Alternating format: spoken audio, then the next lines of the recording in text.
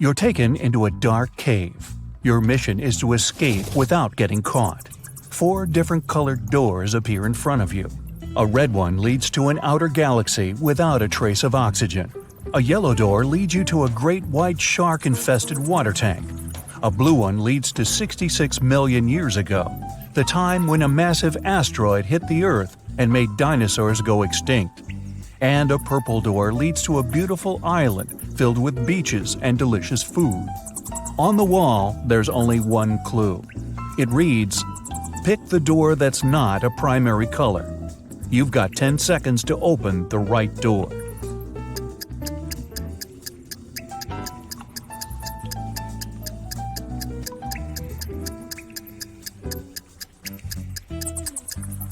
It's the purple door. Red, yellow, and blue are all primary colors, while purple is secondary. Plus, don't forget there's beaches and delicious food. You've managed to escape, and now you're transported to the beautiful island. You find a citizen in need. He tells you his brother had been taken by an evil mathematician, and the only way to escape is to solve his riddle. You rush to the scene and arrive at precisely 3 p.m. There, the mathematician greets you with an angry look and a tricky riddle. "If you calculate the height of my tower, you and my prisoner are free to go. If you fail, you'll stay here forever. I offer you 3 calculation methods to choose from: multiple long sticks, your shadow, or the long rope hanging from the tower. I give you 9 seconds."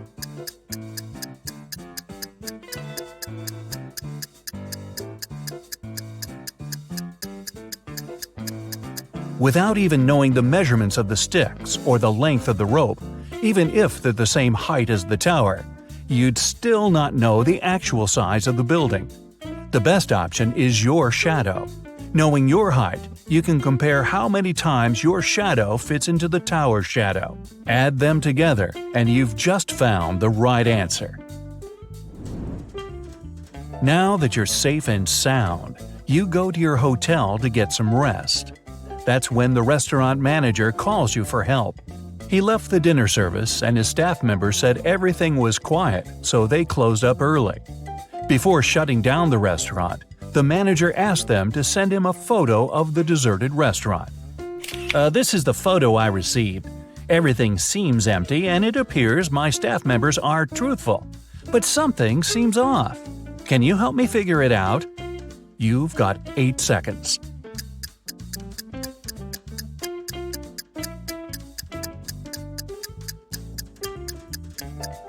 It appears the image was photoshopped. The employees removed the people from the picture, but they forgot to erase someone's hand from the table. Right before walking upstairs to your room, the HR manager calls you into her office. She needs help with a job application she received for the receptionist position. She's looking for someone who is multilingual and narrowed it down to 3 applicants. But only one person is telling the truth. Sarah is from Belgium and she speaks Dutch. Louise is from Switzerland and she speaks Swedish. Marie is from Monte Carlo and speaks Italian. You've got 7 seconds to figure out who is truthful.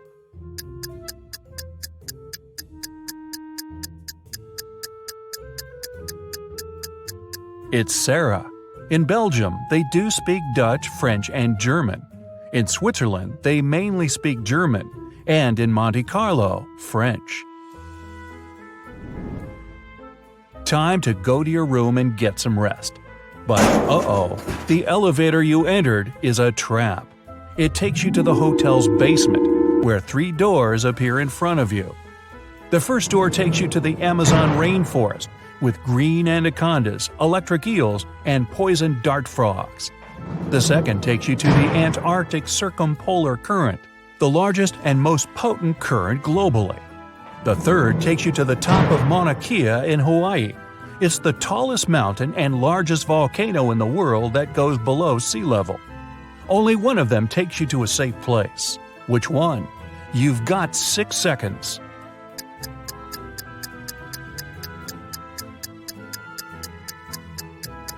Pick the third door. Mauna Kea is a dormant volcano, and it stopped erupting hundreds of thousands of years ago, so you're safe. You've made it out of the shady cave and you need to go to your room. As soon as you enter, the lights go off, and you hear bars lowering to the floor and huge chains shaking. You use your arms to navigate around and come across dots on the wooden floor. You run your fingers through them. It's Braille, and it reads, "One of the 3 magic mushrooms on this table will help you leave this place. Pick wisely, otherwise you'll be stuck in this dark room forever." The mushrooms on the left will make you super strong and provides healing powers. The one in the middle will bring the electricity back, and you'll be able to see. The one on the right will make you small and invisible. You've got 5 seconds to pick the right mushroom.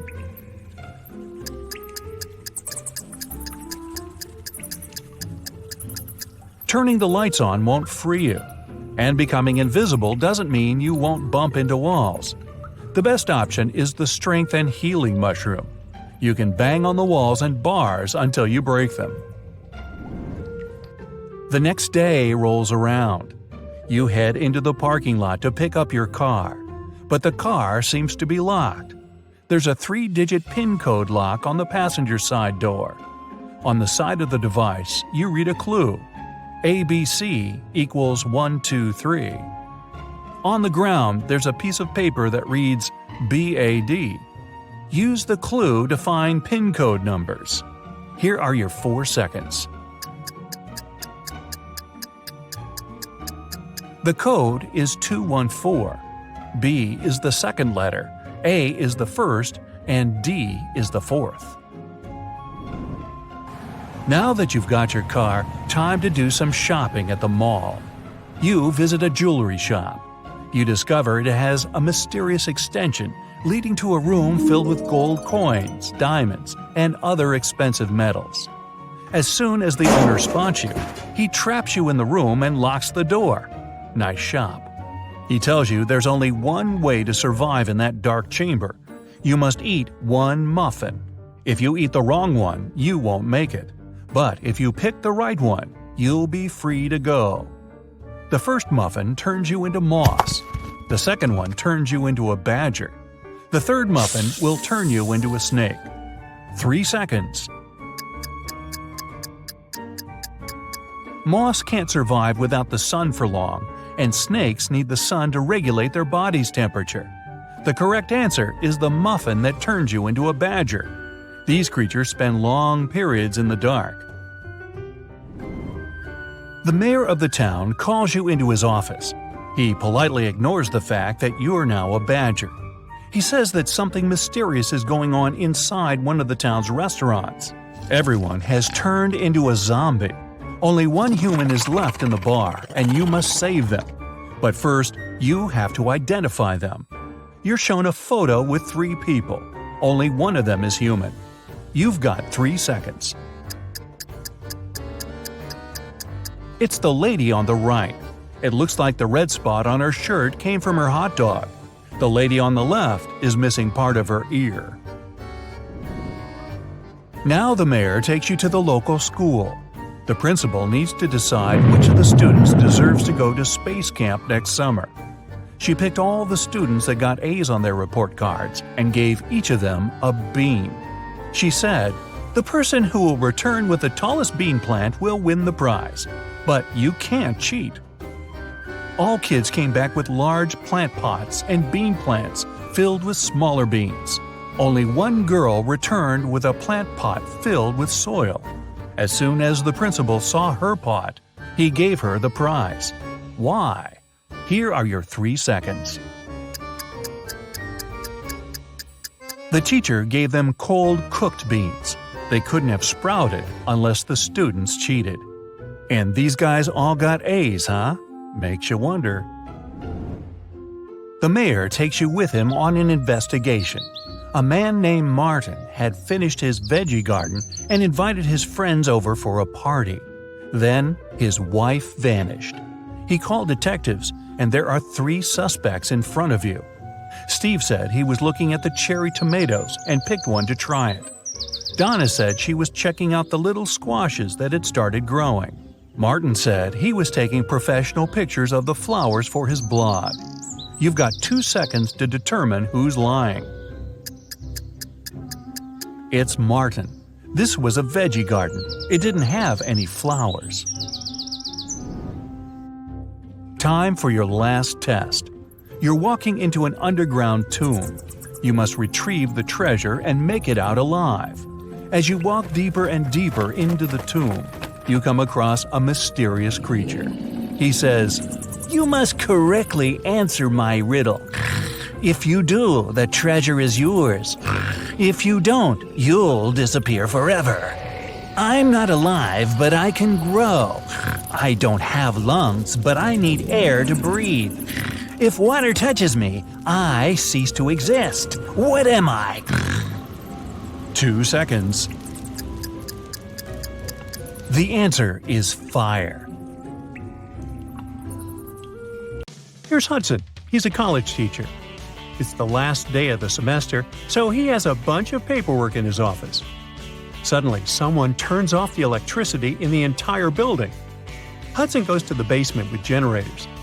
There he sees a turned-off switch and 3 people standing next to it. They all say they didn't touch anything, but one of them is lying.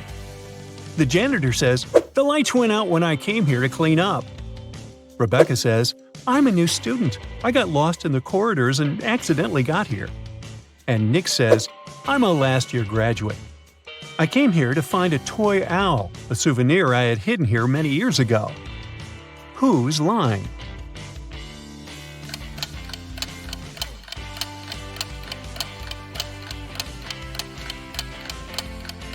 The janitor has a bucket and a mop, so he's not lying. There's a toy owl in the corner of the room, so Nick is telling the truth. Rebecca is lying. It's the end of the semester, so she can't be new at this time.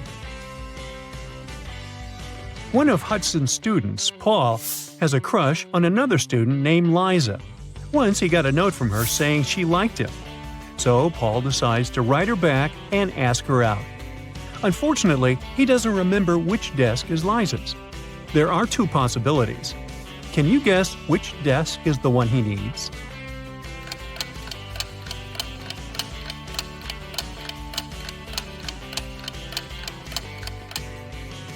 If you remember, the note was written in green ink. There's a similar green pen lying on the desk on the right. So this is most likely Liza's desk. After classes, Hudson is leaving the building and faces a group of his students. They ask him to take their picture. Can you spot an odd detail in the resulting shot?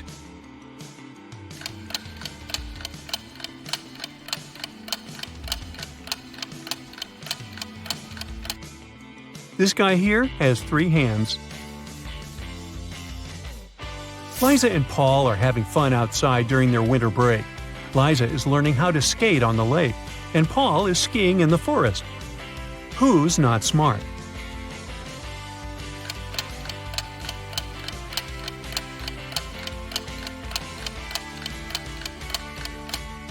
Liza. The ice on the lake is cracking, and there's no one around to help her. Unlucky Liza. Paul, meanwhile, returns to the dorm. He's starving, so he opens the fridge that he shares with his roommate Nick. Right away, Paul begins to yell at his roommate. "Nick, you stole my food again!" Nick replies, "You're a liar. I didn't." Paul says, "Well, I have proof. I took a picture of our fridge before leaving." Can you tell who's lying by just looking at these 2 images?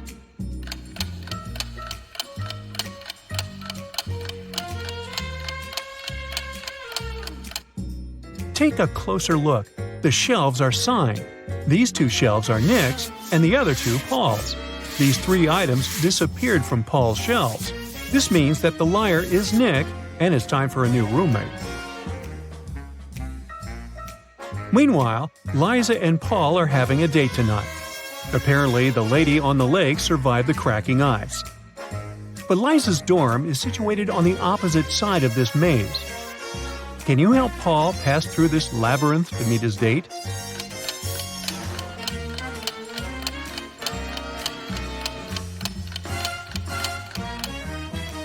Here is the only way out. The college dean, Nina, hires a handyman to transform the area around the campus. That's what she says. Your task is to put 7 benches. I will triple your paycheck if you find a way to put exactly 6 rows of benches in a straight line. Also, each row should have 3 benches in particular. Can you help the handyman accomplish this task?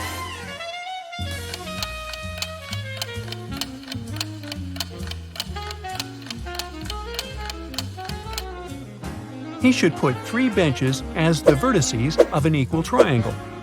3 more benches should be put at the center of each side of triangle. And the last bench should be at the center. The handyman gets to work and goes to the storage room to grab some tools. Can you find 2 identical items?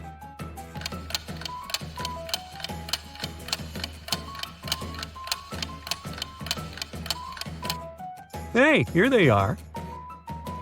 The handyman is bored, so he starts a quiz game. He keeps asking the same question to every student he meets, but each time the answer is different. Can you guess the question?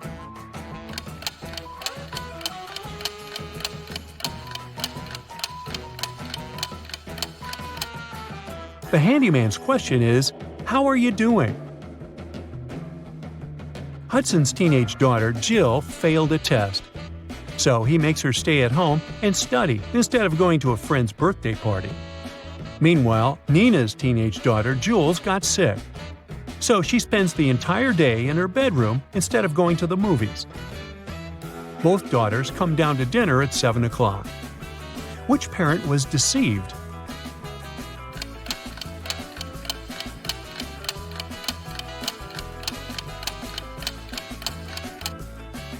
Nina. Take a look at the window. It's raining heavily. Jules has wet hair and dirty water on the edges of her jeans. It means she was outside. Uh-oh, liar. The next morning, Hudson and Nina both wake up earlier to prepare breakfast for their families. Nina is making sandwiches. Meanwhile, Hudson is making eggs with bacon. Who's wrong?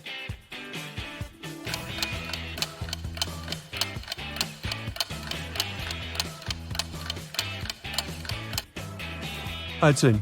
Oops, he forgot to turn on the stove. Hudson is walking to work through his favorite park and sees this scene. Can you spot what's wrong in this picture?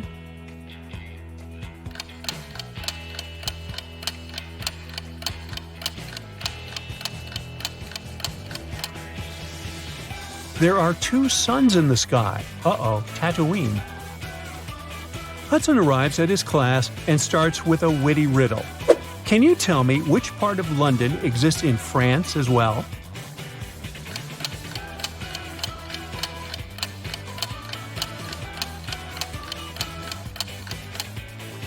The correct answer is the letter N. A huge drama is taking place in a diner next to the college campus. The owner of this place screams, "Where's my money? It's 30 minutes till the end of the working day." But there's no money in the cash register. 3 employees have been working today, but they swear that they haven't touched the money. They say there have been no customers today. The boss doesn't believe them. He studies the employees, trying to spot the thief. Liza is wearing a pair of stylish sunglasses and brandy clothes. Mike is also wearing some costly designer clothes and an expensive phone. Robin is wearing a regular dress and fake jewelry.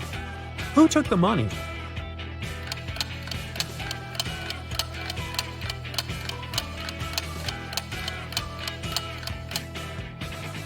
Nobody. Take a look at the sign on the door. It says "Open." That means that people on the street saw the closed sign on the other side. That's why nobody entered, and the cash register remained empty. Hudson finds a secret hallway in the basement of the college building. He decides to explore it and finds an old treasure chest. But as soon as he touches it, 3 zombie pirates come out and grab him. One of them says, "Hey, we've been protecting this gold for 500 years. You can't take it." Hudson notices that something's wrong with these guys. Can you figure out what exactly?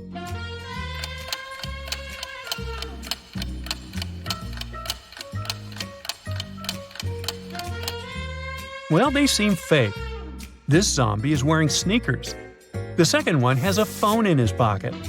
And the third zombie has a price tag attached to his saber. Ah, busted!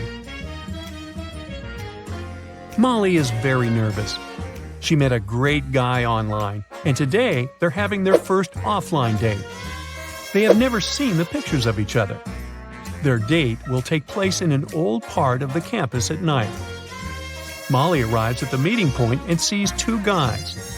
The first one says, "It's a weird place for a date, but I'm glad to see you."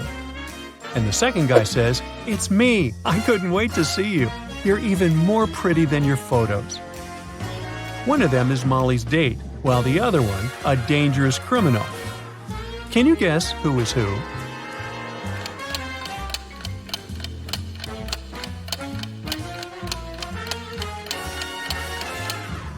It's the second guy who is dangerous. He mentioned photos, but Molly didn't send her online crush any pictures of herself. Therefore, the first guy is her date. Molly and her date want to go to a local nightclub, but the guard can't let them in without a password. He gives the guys a hint. "The more places I go, the less you can see. Who am I?"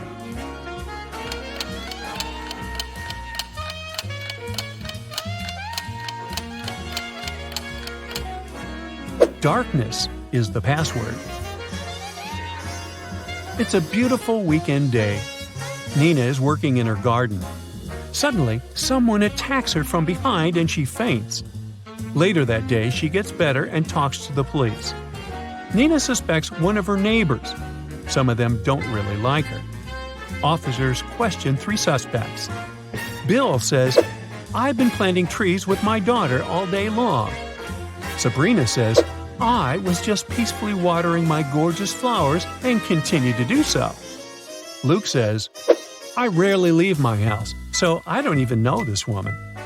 Who's suspicious?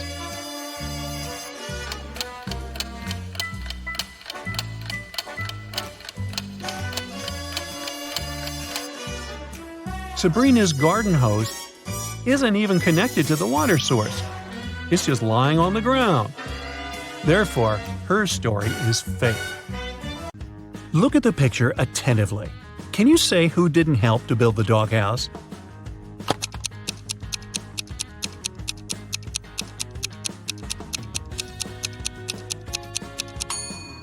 Yep, it's the man on the right. He's holding a brick, but the doghouse is made of wood. Sarah was a popular guitar player in a rock band.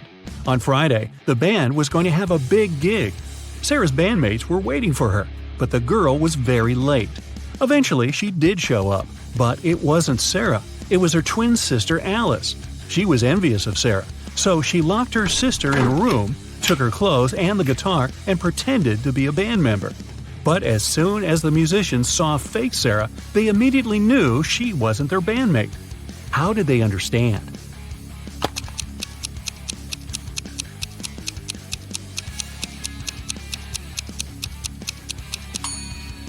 Look at how long the girl's nails are. But you need to have short nails to play the guitar. A man came to a fruit market to sell watermelons. After he sold half of them and half of a watermelon, he saw he had 1 watermelon left. How many watermelons did he bring to the market?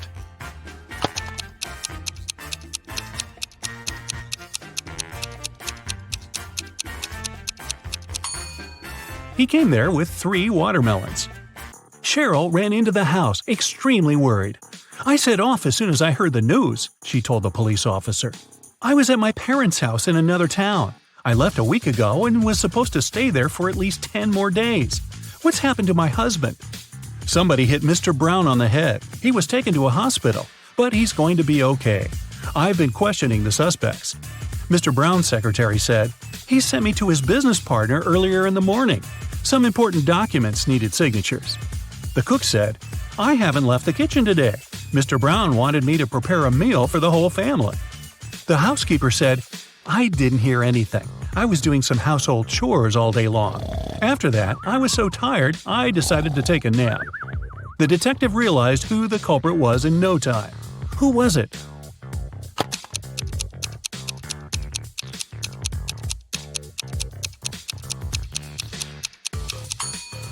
It was the cook. Mrs. Brown's wife was out of town. There was no need to cook a lot all day long. Olivia was running a marathon. Right before the finish line, she did her best and outran the person who was running in second place.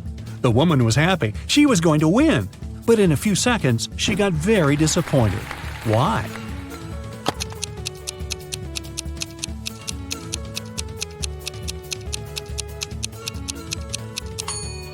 Olivia was in second place. She was faster than the person in the second place, but not the first. Look at this image attentively. Can you guess which person is a ghost?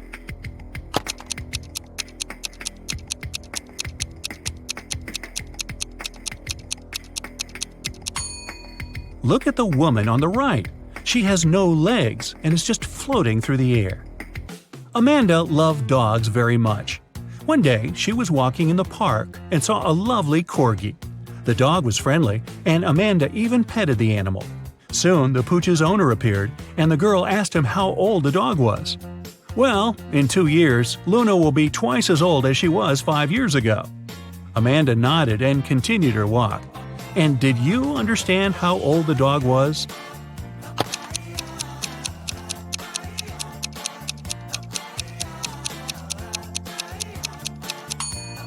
Luna is 12 years old. Liza worked as a teaching assistant at a college. That day, she had to look after a group of students who were writing an exam. Lisa knew some of them were going to cheat, and indeed, soon after the exam started, the girls spotted one person who was cheating. Who was it?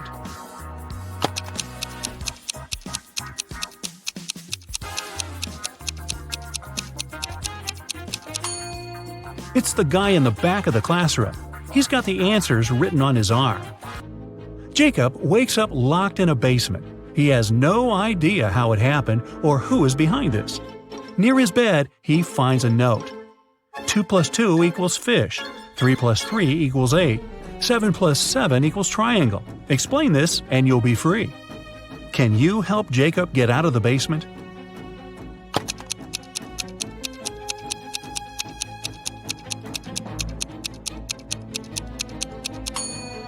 Stack the first number and the second one that is flipped backwards, and you'll get a fish, number 8, and a triangle.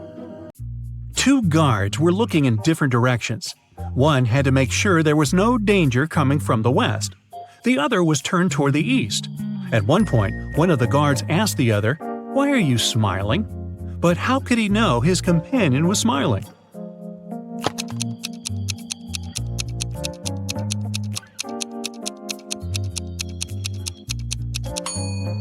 The men were indeed looking in the opposite directions, but they weren't standing back to back. They were facing each other. Brian was walking down the stairs when his foot slipped and he tumbled. When the guy came to his senses, he discovered he was mostly unharmed, but he couldn't remember anything. Suddenly, 2 women entered the house. They looked exactly the same. When they found out what had happened, each of them started to claim Brian was her husband. Can you help the guy understand which one is his real wife?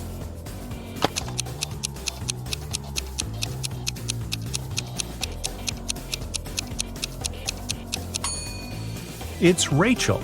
She has a tattoo on the same arm as the girl in the wedding photo. Oliver was sailing his yacht when a storm started. The yacht sank in the middle of the ocean.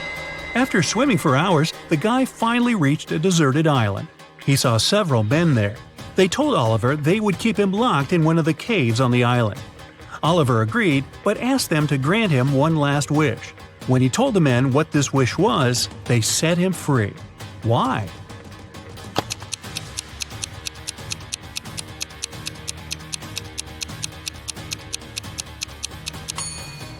He said, "I want the smartest of you to lock me there.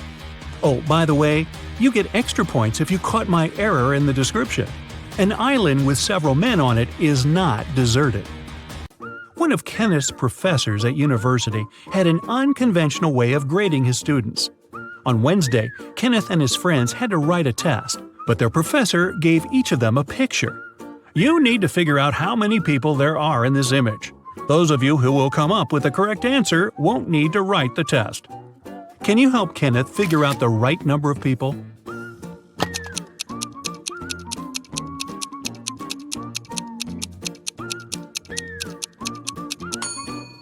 There are 6 people in the picture. 5 of them are visitors, and one more person is looking through a peephole in the painting on the right. Emily was walking in the park when she saw 2 teenagers sitting on a bench. They were arguing who should pay for riding an electric scooter. Each of them claimed it was the other one who used the scooter. Emily didn't need much time to understand who had to pay. Can you figure it out too?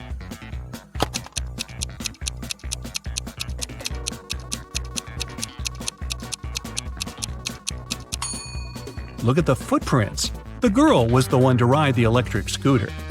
Dennis is taking part in a competition. If his last answer is correct, he'll get a prize, an expensive watch.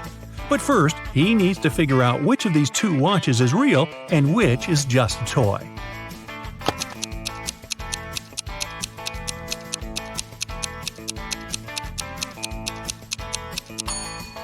The watch on the left is a toy. Look at its minute hand. It's too long and won't be able to pass all the way around the watch face. Mr. and Mrs. Anderson wanted to celebrate their wedding anniversary. They were going to organize an extravagant party and invite hundreds of guests. But Mrs. Anderson was worried about all the expensive stuff they had at their villa. The couple decided to invite a detective to look after the guests. And indeed, in the middle of the party, the detective noticed a thief. Look at the people gathered in the garden and try to spot the criminal.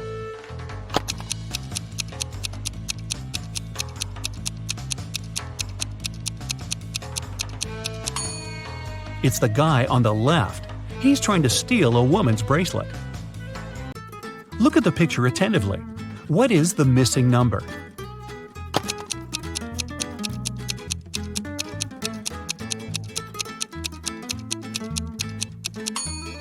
It's 4. All these numbers indicate how many times the lines cross in each case. There are 100 books on a shelf. To count off 10 of them, you'll need 10 seconds. So, how much time will you spend counting off 70 books?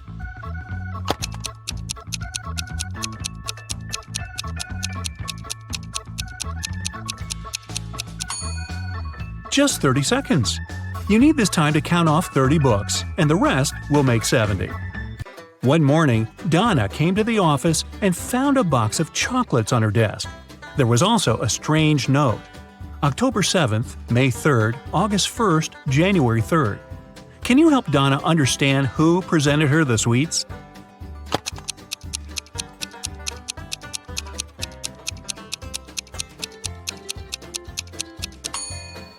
Her secret admirer is Ryan. Those are not dates. The number actually means the needed letter in the name of the month. Mark was going to an important business meeting. He was running a bit late. That's why he was driving fast. Unfortunately, the man got into a car accident. Both he and the other driver were okay, but the cars were badly damaged. Mark called the police. When they arrived, Mark explained the situation. "I was driving fast, but I wasn't breaking any rules. Suddenly, a car pulled out in front of me. I didn't have enough time to brake." The other driver exclaimed, "This whole accident is your fault. I was driving slowly, talking to my wife about our weekend plans, and then you appeared out of nowhere." The police officers immediately understood who was responsible for the accident. Do you know it?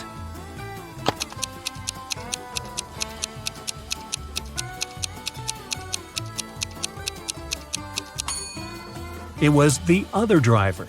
He was alone in his car. It means he was talking to his wife on the phone, which is illegal. Detective Mitchell was following a bank robber. But after the criminal turned the corner, he seemed to vanish into thin air. After wandering around for a while, the detective came across a small park with a lake. Right on the shore, there were several marble statues. The man was about to pass by when something drew his attention. He realized where the criminal was. Can you figure it out?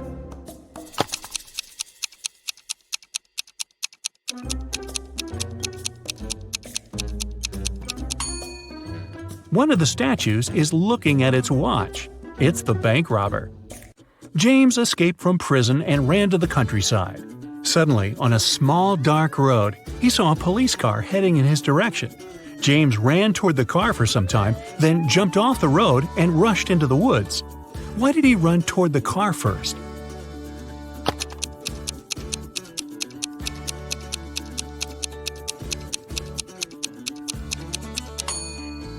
James was in the middle of a bridge when he saw the car.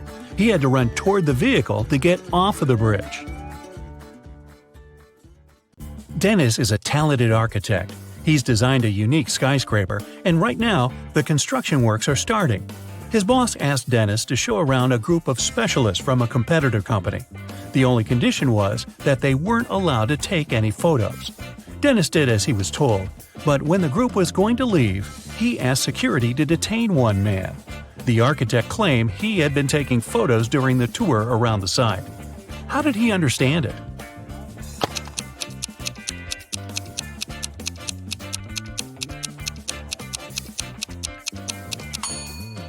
The man was carrying an umbrella. He kept pointing it at different objects, asking lots of questions. But the sky is cloudless.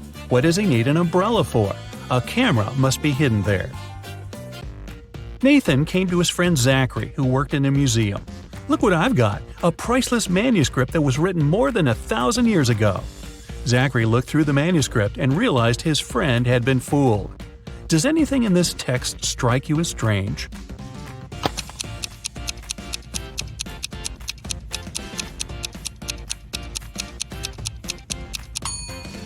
If we talk about the dates before the Common Era, they should be in reverse order. The original text would read, King Alfred V ruled the country from 1320 to 1290 BCE. Detective Aaron Jones got a call late at night. It was his neighbor. "I've heard a very loud noise coming from the house next door. I'm afraid to go there to investigate alone, but what if something has happened?" When Aaron and his neighbor arrived at the place, they saw the entrance door open. They ran inside and found the house owner, Mr. Anderson, on the floor of his bedroom, tied and moaning in pain. He said he had been in bed reading a book, and then a man in a black mask broke into his room and hit him on the head. Then he tied Mr. Anderson, took all his money and other valuables, and disappeared. Detective Jones didn't believe the man. Why?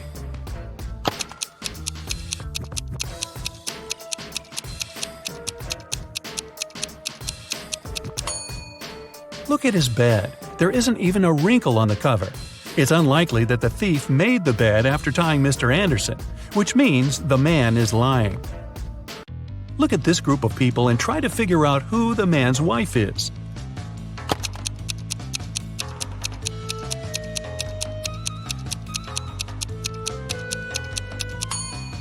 It's the woman in purple. Both she and the biker are wearing matching wedding rings. Joan took part in an experiment, testing her logical thinking and analytical skills. She had to crack riddles to get to the next level. Right now, the girl is locked in a small room. The door will open automatically once she figures out the riddle written on a piece of paper. Which principle is this sequence based on? 8549176320.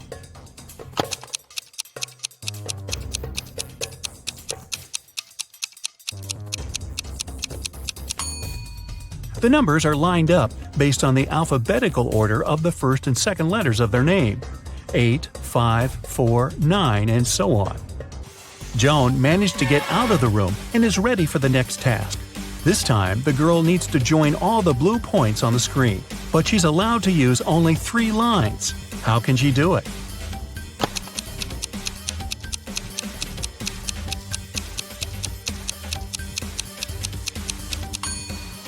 She's drawn a triangle. Its 3 sides include all the dots.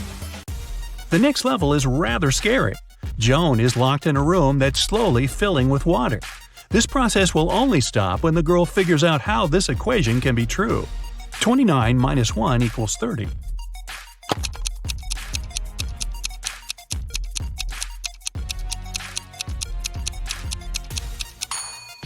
Even under these stressful conditions, Joan managed to crack the puzzle. She replaced the numbers with the Roman numerals. XXIX minus I equals XXX. Then she removed the 1 I from 29 XXIX and got 30 XXX. Wow, this was a riddle with a lot of excess. And finally, Joan is given the last test. She needs to figure out which object is the odd one and doesn't belong to the group. Can you do the same?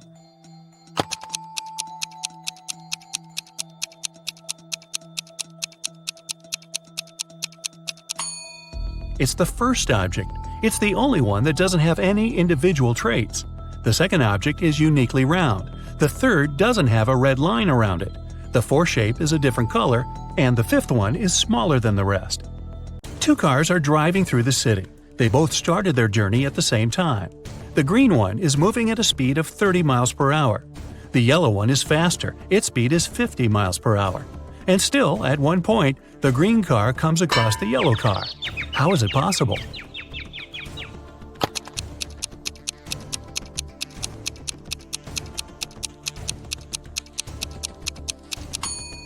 Well, the cars were traveling in opposite directions. Look at this teenager and two women behind his back.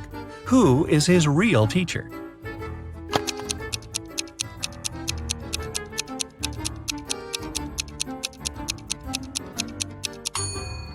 The answer is in the reflection behind their backs. You can see that both women are holding pointers, but in the mirror, only one of them has it. She is the real teacher. Two men are going to fill their watering cans with water from the river. Who will bring more water?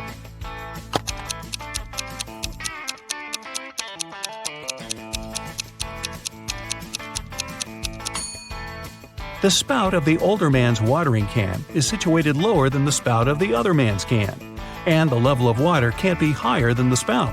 It means the younger man will bring more water. Evelyn wants to visit one unusual restaurant, but to get there, one must know the password. The girl hides around the corner to figure it out. She sees a man come up to the security guard. The guard says 12. The man answers 6 and is allowed to come in. Then a young woman approaches the security guard. He says 6 and she answers 3. Evelyn is sure she has figured out the pattern. She comes up to the security guard and hears him say 4. The girl says 2 and isn't allowed to enter. Why?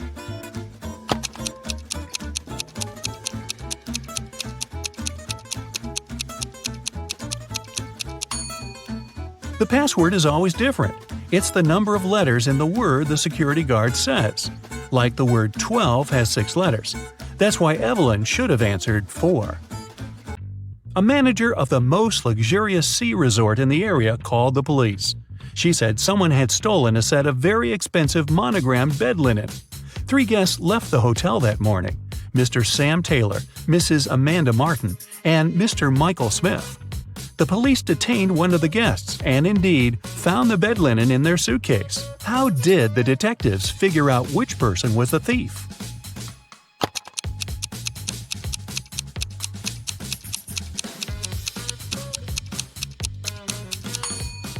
As you can see, the hotel's name is Morning Star. This means the monogram on the bed linen was MS. The only person with the same initials is Mr. Michael Smith. Hannah called her friend, Detective Evelyn Marks, and asked her to come as soon as possible. While the woman was away walking with her dog, someone had gotten into her house and stolen her laptop. Hannah was sure it was her neighbor, Jeremy. Evelyn went to question the man, but he wasn't at home. She decided to wait for him in her car. Soon she saw Jeremy opening his entrance door. "I went fishing early in the morning. Don't you see that I've just come home?" But Hannah didn't believe Jeremy and took him to the police station. Why?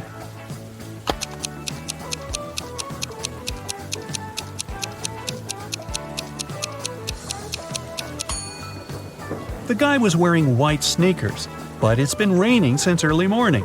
If he was out fishing, how can his shoes look so clean? Detective Jacob Robinson was spending his vacation in the mountains. One morning, he found out someone had stolen a big sum of money from the owner of the hotel where he was staying. Jacob offered the man his help and questioned all the hotel guests. Emma said, "I felt unwell and spent all the evening in my room." Lewis explained to the detective that he had only arrived at 2 a.m. and had gone straight to bed. And Simon said, "I've got friends living here in the village. I went to visit them and returned in the morning, just an hour ago." Detective Robinson immediately realized who was guilty. Do you know it?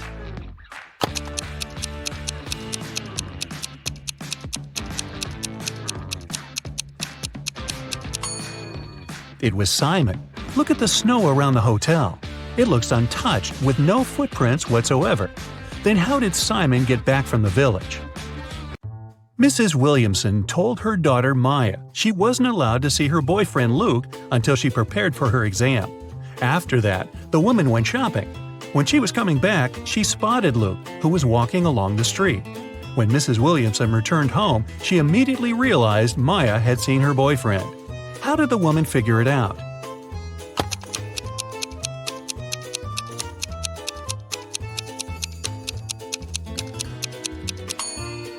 When she was leaving, there were 5 roses in the vase on the kitchen table. Now there were only 4, and when she saw Luke, he was carrying a rose.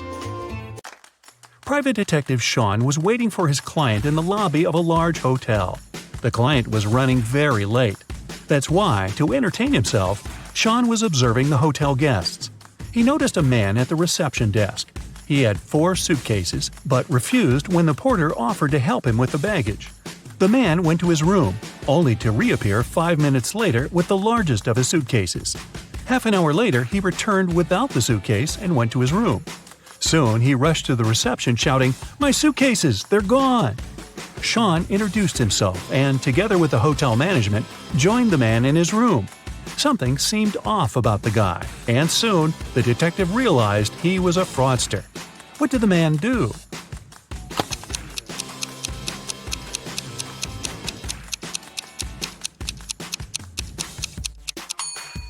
Each of his suitcases was smaller than the previous one.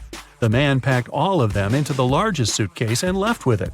And then he pretended someone had stolen his things. Detective Taylor was chasing a dangerous criminal. Suddenly, the man entered a hospital, but there are hundreds of rooms there. Luckily, it was raining, and the criminal left footprints on the floor. The detective followed them and got into a small room. There were 3 people there. All of them were covered in bandages from head to toe. But one of them was a fake patient. Who?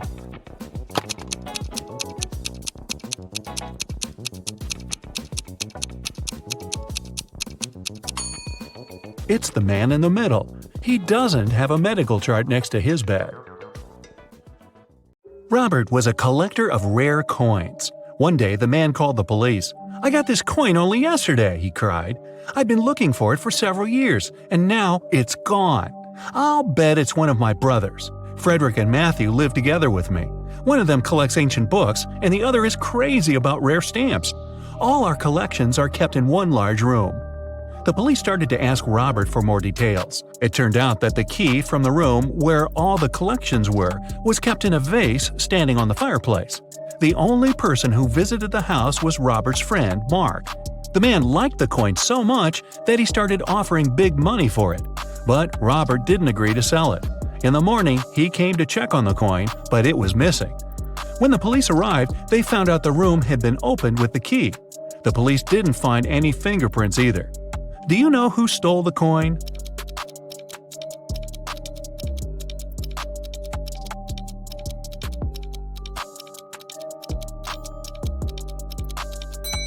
It was Mark. He was the only person who had a reason for getting rid of the fingerprints. The brothers' fingerprints would be absolutely natural since they live there. There was a blackout in the city, but the bus driver still noticed a dog on the road and managed to stop in time. How did he do this?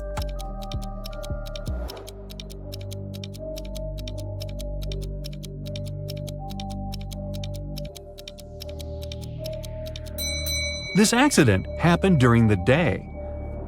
It's nothing but holes tied to other holes. At the same time, it's as strong as steel, but not as stiff as a pole. What is it?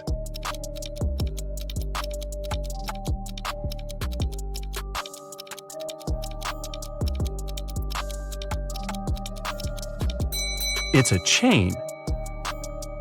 Stephen's wife called the police and told them her husband had disappeared right from his garage.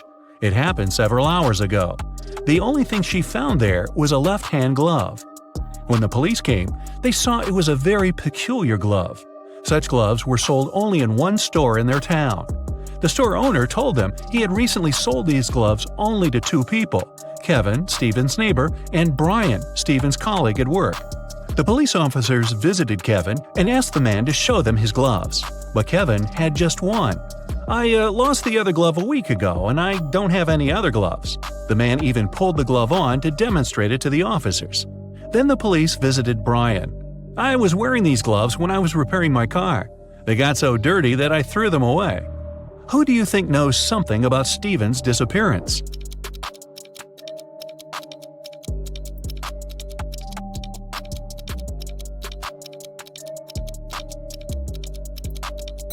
Brian. Kevin put his glove on his left hand, and the glove Stephen's wife found was also for the left hand. A math teacher told his students about the Roman numerals. After that, he asked them to draw just one continuous line and turn IX into 6. The only condition was that the students were not to lift their pens from the paper until the line was finished. Jeffrey was the first to complete this task. How did he do this?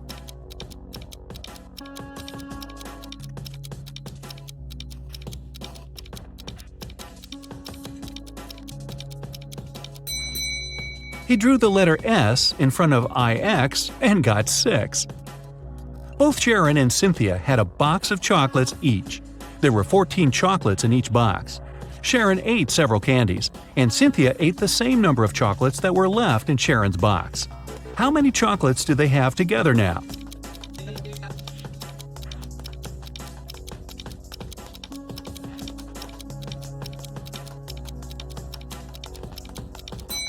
They still have 14 chocolates together. Kimberly inherited an old house from her rich aunt. When the young woman was exploring the cellar, she came across a massive wooden door. She opened it and saw a small room. In that room, there were 3 bags and a note on the floor. One of the bags has $1 million and the others are empty. You can only open one bag, so think carefully. Kimberly also noticed there was a message on each bag. On the first bag it said, "The cash is not here." The message on the second bag was, "The cash is not here." And the message on the third bag claimed, "The cash is in the second bag." If only one message is true, which bag has the money?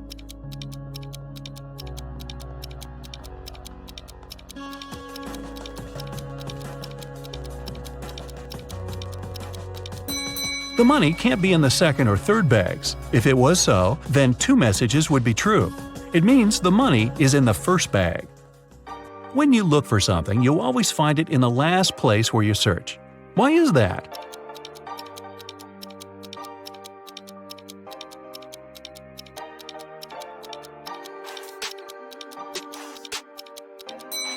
It's always the last place where you look because, after this, there's no need to continue your search. A married couple went on a vacation and asked their neighbor to look after their house. When they returned, the wife found out that she had lost all her expensive jewelry, and it happened because of a power failure, no less. The woman had hidden her jewelry in a supposedly safe place. The house hadn't been burgled. The neighbor was an honest person. The jewelry had disappeared by accident. What happened?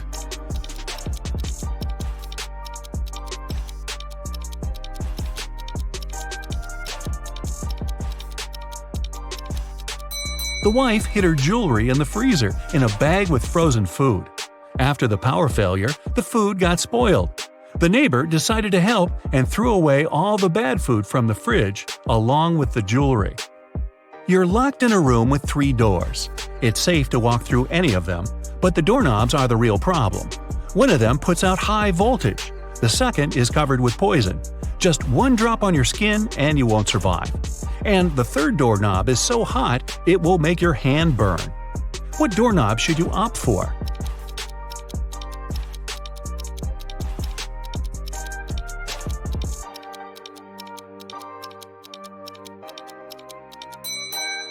The second one. You can take off any piece of clothing and open the door with its help. This way you won't touch the doorknob with your bare hand. A woman was hit by a car that sped away right after the accident. When the police arrived, they found several witnesses who described the car. The detective went to the house of one of the suspects. There, he saw a car that looked like the one in the description. But when he questioned its owner, the man claimed he had spent the whole day at home. The detective realized the suspect was lying right away. How?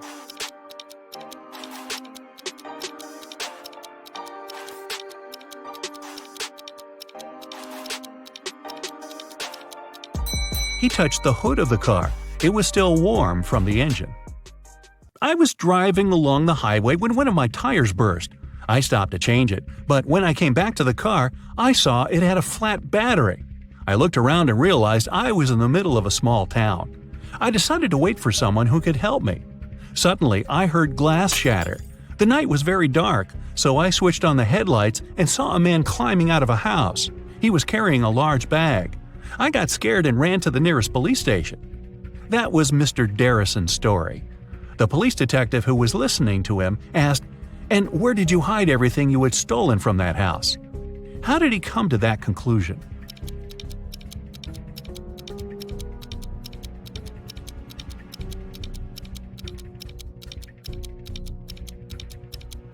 If Mr. Darrison's car battery was flat, how could he switch on the headlights? Dylan was trapped in a basement. The only thing he found inside was a note and a pen. Find the way to get 200 out of 188 with one line, and you'll be free. 5 minutes later, the door opened automatically, and Dylan was free. What did he do?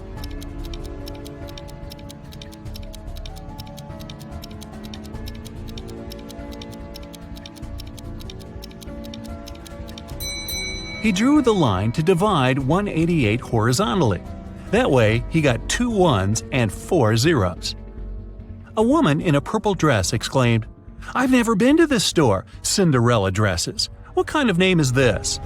But many people claim that a woman in purple took all the money from the cash desk while the shop assistant was away and ran out of the store, Detective Smith told the woman.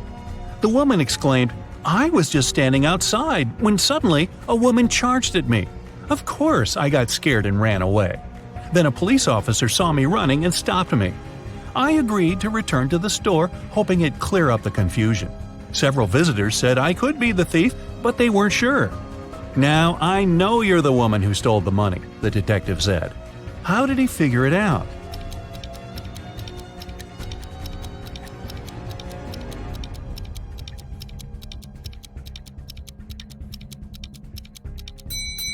The woman said return to the store, which means she had been there before and lied about the whole situation. Your company produces shoes. You have 2 factories in different cities. The workers of both factories have started to steal shoes. You can't use any additional security, but you have to stop the theft. How can you do it?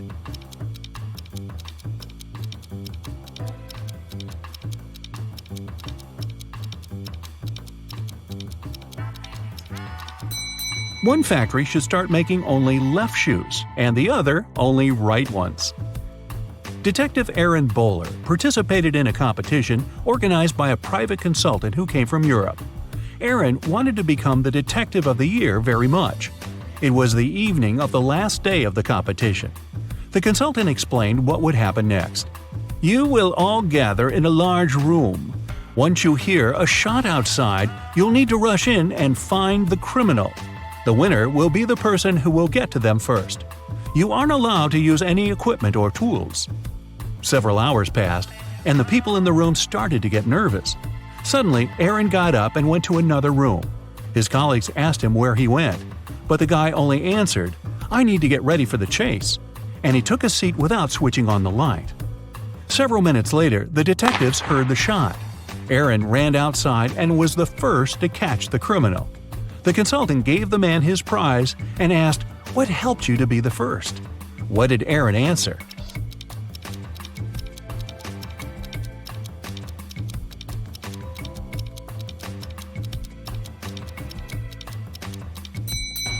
His eyes didn't need to get used to the darkness outside because he had already spent some time in a dark place.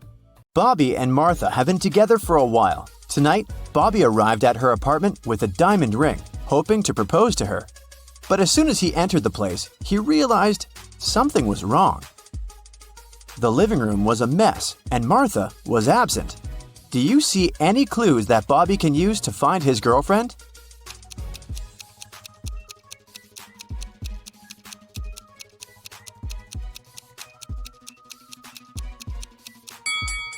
Look at the mirror.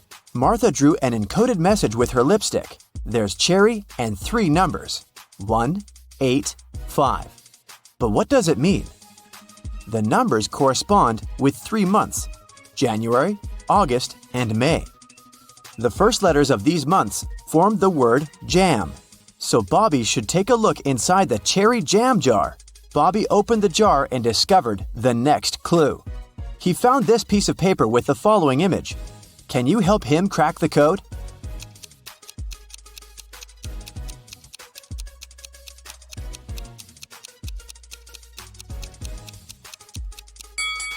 Each bug has a unique number of legs.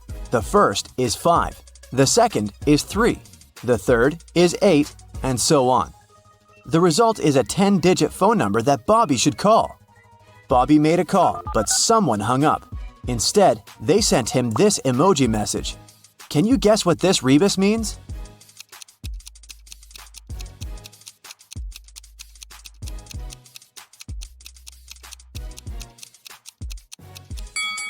Try to say these words out loud and you'll get 1. Okay, lock, tea, rain, or 1 o'clock train.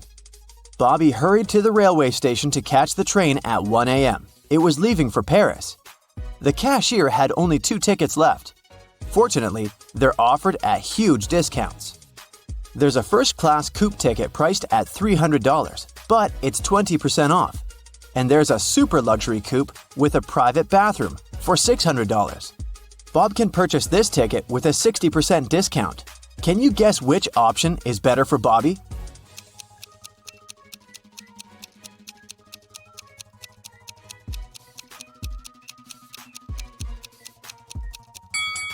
With the discount, both tickets have a similar price, $240.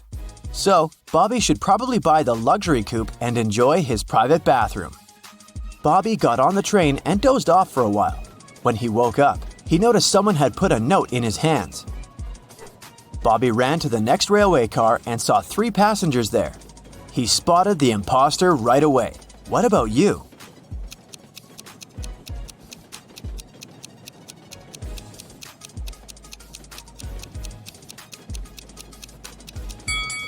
This guy on the left is reading his book upside down. The train arrived in Paris and the suspicious guy ran away. Bobby followed him to the basement of the railway station. The guy disappeared, but Bobby got lost. He wandered around for a while and saw these 3 elevators with trapdoors on the roofs. To escape from the basement, he must climb out through one of the trapdoors. But there's one problem. Each elevator has something on the hatch: fire, heavy stones, and a flowing water pipe. Can you help Bobby make the right choice?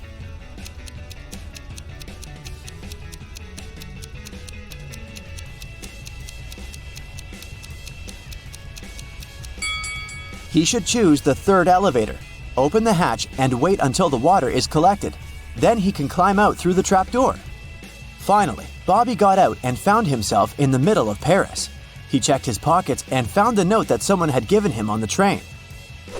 It said, "What can run but never walks, has a mouth but never talks, has a head but never weeps, has a bed but never sleeps." Can you help him crack the next clue?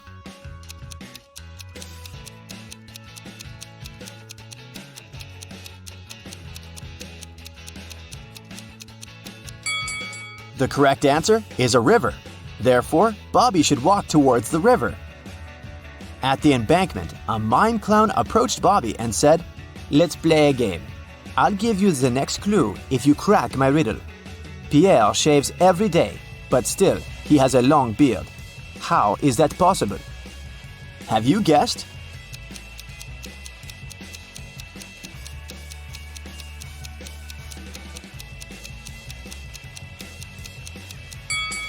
Pierre is a barber. The mime handed Bobby car keys and pointed to this parking lot with 3 identical cars. Can you help Bobby decide which car belongs to the key?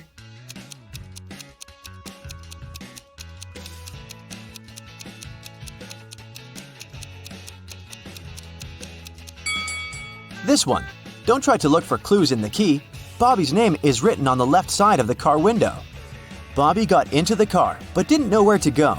Can you find any clues inside the car?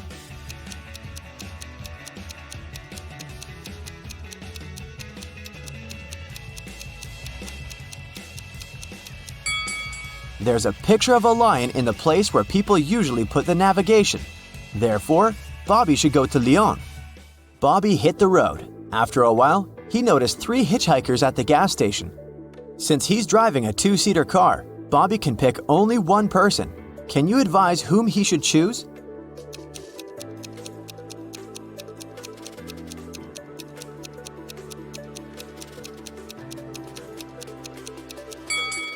This pretty woman is a runaway criminal. Look at the poster on the station wall. It's her face. And this harmless-looking old lady is a werewolf. Look at her toes. She has already begun to transform because it's a full moon. Although, the third guy looks like a boxer. He's still the safest option among them. Bobby made a stop in a picturesque village to grab some food. He ordered a meal and prepared to pay, but he didn't find his wallet. A thief took it and ran away. Bobby followed him, but the criminal was running too fast. He hid in one of these 3 cabins. Can you help Bobby identify where the thief is hiding?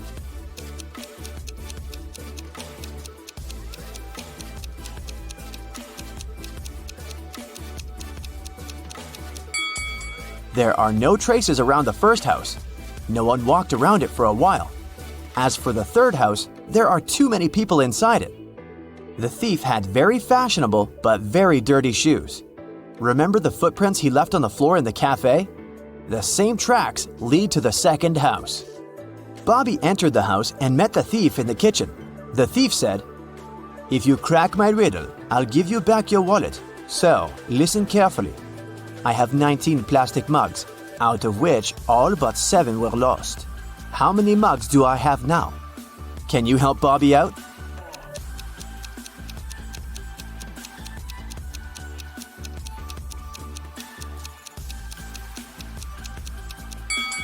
The phrase "all but 7 were lost" means that all his mugs were lost except 7. Therefore, the correct answer is 7. Bobby received his wallet back. He found this clue inside it and hit the road immediately. Can you guess, where did he go?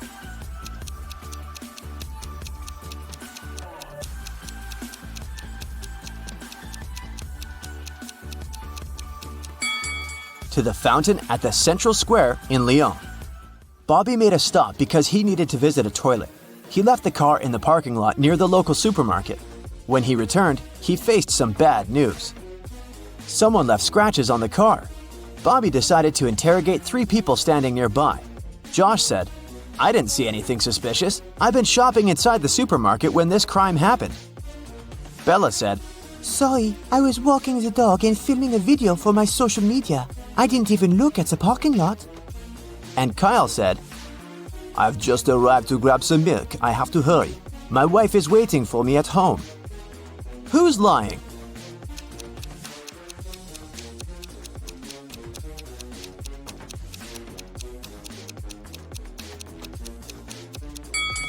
Josh. Take a look at his bag. He has greenery sticking out of it. You can find the same greenery at the crime scene. Finally, Bobby reached the destination. Near the fountain, he noticed 3 musicians wearing hats and mustaches. They prepare to play a concert. One of these musicians is fake. Can you find out who exactly?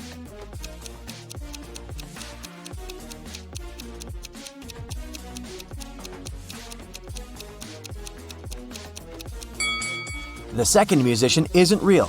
There are no strings on his guitar. Bobby approached the fake musician. It turned out to be his girlfriend Martha in disguise. She offered him 3 boxes to choose from.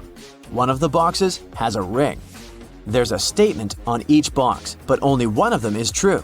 Can you help Bobby find the ring?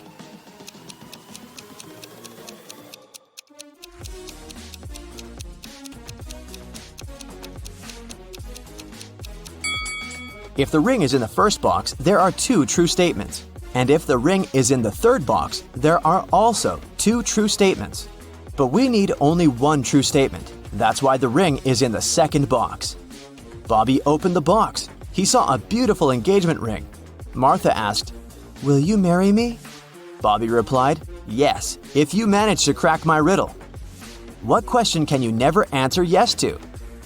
Martha gave the correct answer, and they got engaged. What about you? Have you solved this mystery?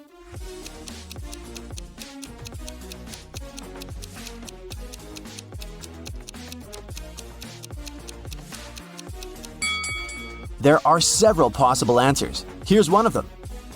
Is everything you say a lie? A shrill ringing of your phone jolts you awake. Your friend, the best detective in the city, is on the line. I don't have time to explain. I'm leaving the city in 20 minutes. You'll have to replace me for the next week or two. Don't try to contact me. As he hangs up, you're left sitting on your bed, the phone in your hand, staring into the darkness of your room. You have to deal with your first case already in the morning. An anxious man rushes into your friend's office. I work as a cashier in a clothing store. Last night, I was the one to lock it up. As I was counting the money, the room suddenly went dark. There was some problem with the light bulb.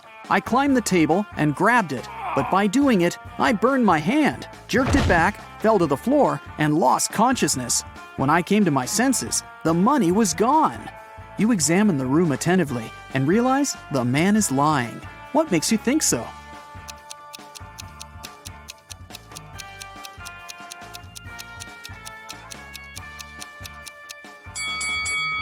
The light bulb the cashier told you about is an LED one. Such light bulbs don't get hot. Your first real case makes you hungry. You go to the nearest restaurant to get something to eat. But as soon as you enter, you hear loud, angry voices. A waitress and a visitor are arguing. You also ordered chicken wings, and you have to pay for this dish. It's the waitress. The visitor looks tired and sleepy. But I didn't. I haven't been here longer than an hour. Yes, I did doze off, but it doesn't mean I don't remember my order. You can't help but step in. You know very well that this man couldn't have ordered chicken wings, you say. How did you figure it out?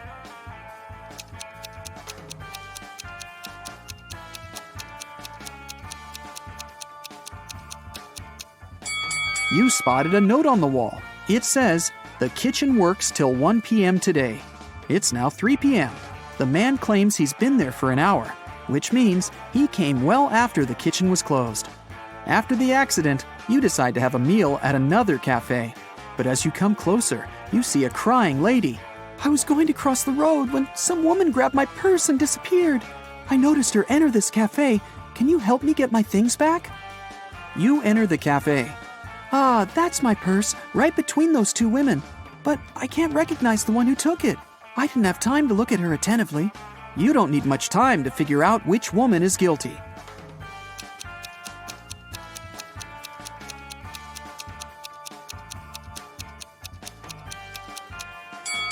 It's the one on the left. The woman on the right has her left arm in a cast. If she had taken the purse, she'd have put it on the right side of herself. After such an eventful day, you're exhausted. You fall asleep as soon as your head touches the pillow. But you get woken up just a few hours later. Another day, another case. Oh, you're finally here. A man tied to a chair looks happy. Someone broke into my house this night, tied me, and stole all our valuables. Our mailman came early in the morning to deliver newspapers. He must have heard me shouting for help and called the police. Luckily, all our stuff was insured. But I hope to deal with this problem before my wife finds out about this. You arrest the man for attempting insurance fraud. Why?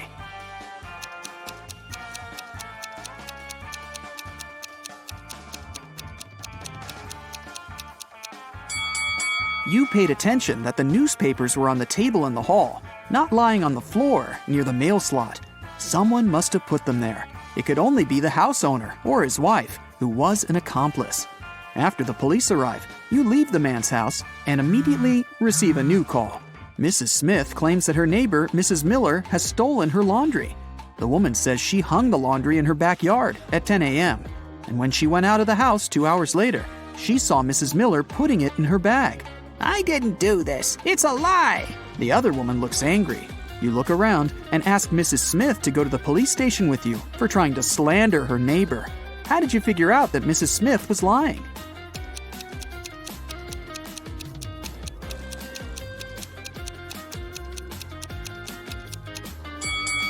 It's freezing outside, and there's snow on the roofs.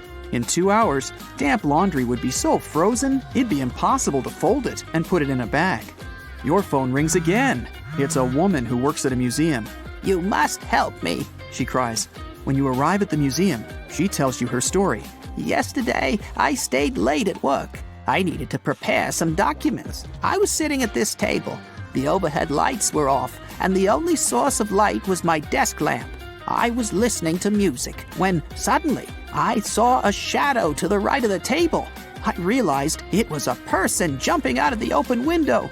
I immediately switched on the overhead lights and discovered that an ancient vase I kept in my office was gone. This vase costs hundreds of thousands of dollars. You didn't believe this story. Why?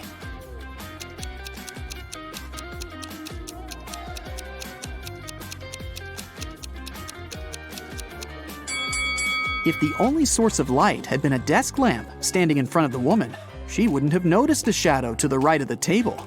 It turns out that before leaving, your detective friend gave your contacts to all his acquaintances. And now, one of them needs your help. You arrive at his jewelry store. A client came there several hours ago, planning to buy an expensive diamond ring for his wife. But someone stole his wallet right in the store. The manager, he was the one to call you, asked all the visitors who were inside at that time to stay until your arrival. You look at all these people attentively. Soon you know who took the wallet.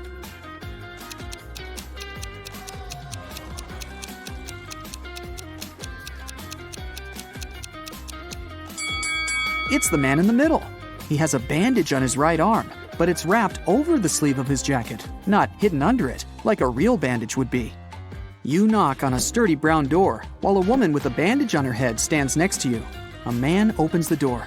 "Excuse me," you say. "A pot plant fell out of your window an hour ago and hit this woman on her head. I had to take her to the hospital. She's okay now, but you need to compensate this woman for the damage. May we come in?" The man turns pale, but lets you in. It can't be true. Our windows were closed because we've just returned home. I literally entered my apartment 2 minutes before you came. You realize this man is lying and call the police. How did you figure it out?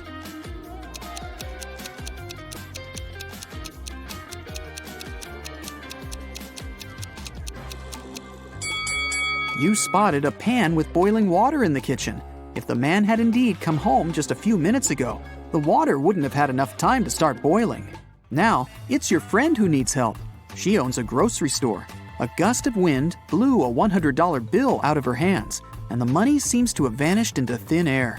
Your friend thinks it was one of the customers who took the bill, but no one wants to admit stealing the money. You ask all visitors to go to your friend's office when a woman speaks up. It's incredible to be accused of theft. Here, you can check my bags right now. "Please, just come with me to the office. We'll figure it out there," you say. After the woman refuses to follow you, you call the police. Why?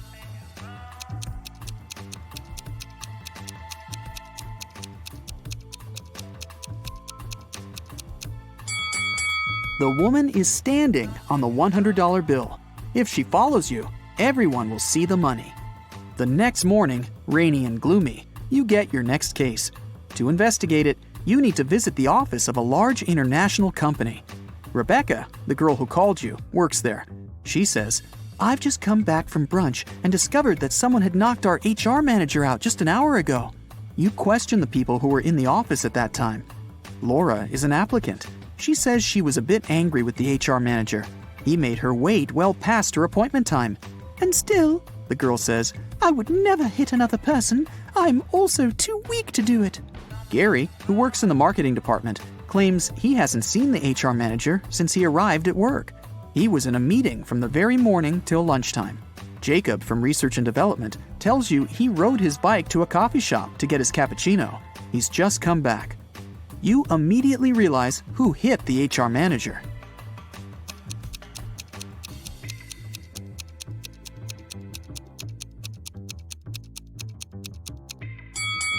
It was Jacob. Both his bike and his clothes are dry and clean. How is that possible if it's raining outside? You leave Rebecca's office and hear your phone beeping. You see a text with an address you don't know. You drive there. A man meets you at the door of a large building. He's shaking. When you enter a large dark hall, you see 2 containers filled with transparent liquid. 2 women are floating inside. They look identical. "One of them is my wife, but I can't figure out which one, and I'm allowed to open only one container." You walk around the women and examine them. Then you point at one of them. That's your wife. How did you figure it out?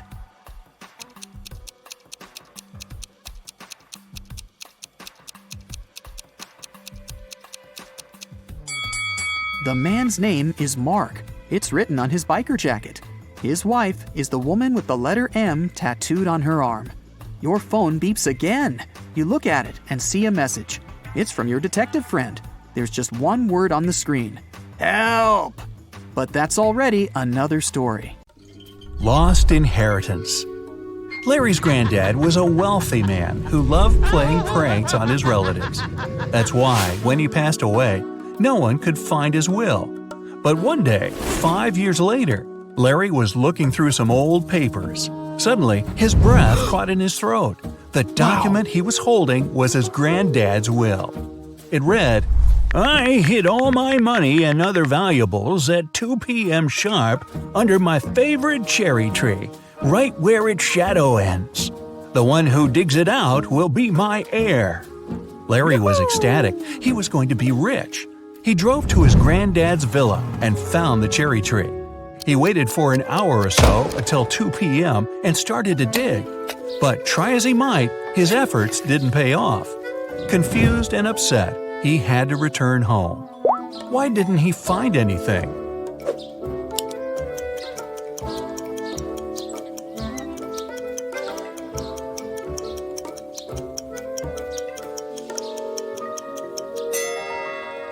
It's been several years since the granddad hid his valuables. The tree has grown taller, and its shadow has become longer too. A smart investigator.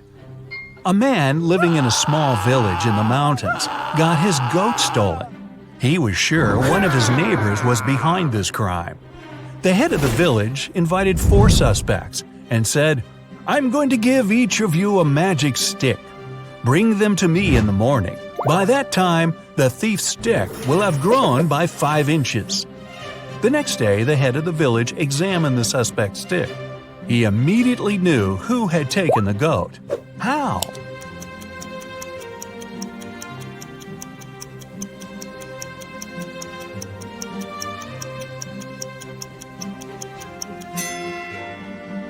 The thief's stick was 5 inches shorter than those of the rest. He had broken it, expecting it to grow longer during the night. A realization. 3 friends fell asleep under a tree in the countryside. While they were resting, a boy painted mustaches on their faces. Once the men woke up, they started to laugh. But then, all of a sudden, they stopped. Why?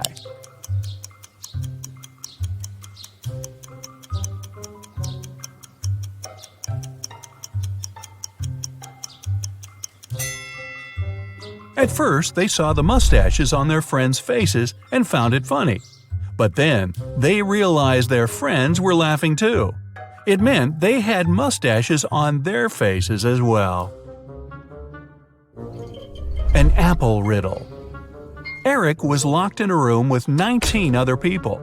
Each of them could see the entire room and all the people inside without turning their head or body or moving in any other way. To get out of the room, Eric had to place an apple in such a way that everyone but one person could see it. The guy managed to do it. How?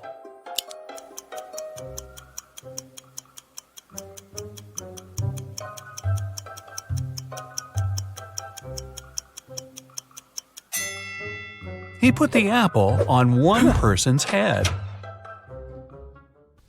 A weird choice. Every day, Mark rides his bike to the railway station to get to the college.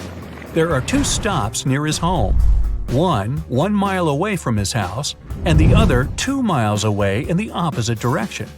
In the morning, he always gets on the train at the first stop. And in the afternoon, he gets off at the second. Why?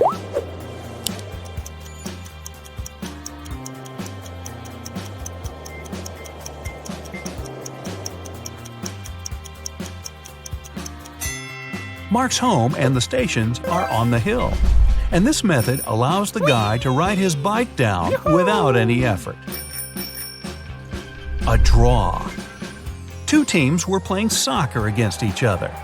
Each of them scored 2 goals in total, and still it wasn't a tie since one team won and the other lost. How come?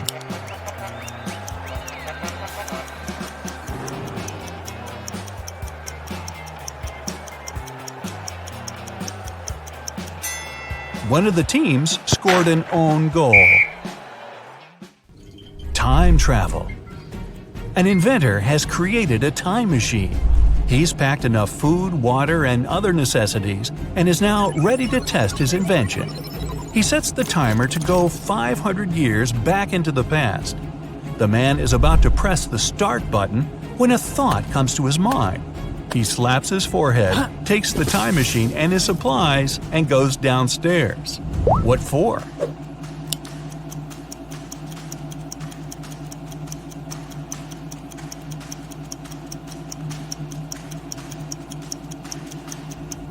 This way, he'll avoid a nasty fall. Multi-story buildings were rare 5 centuries ago. A money problem. A notorious criminal caught rich businessman Brian and locked him in a room. "I won't let you go until you double the money I leave for you." And the criminal put $5,000 on the table. By the time he returned, Brian had already doubled the money. He hadn't left the room or communicated with anyone. Then, how did he do it?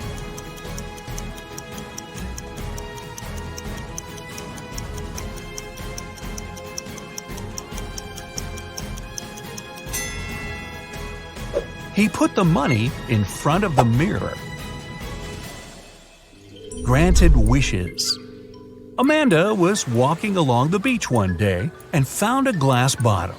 The thing looked ancient, and the girl had to put a lot of effort into opening it. To her shock, guess what? A genie appeared from the bottle. "I'll grant you 3 wishes, but there's one condition. You can't wish for more wishes." Amanda agreed and still managed to get more wishes. How did she do it?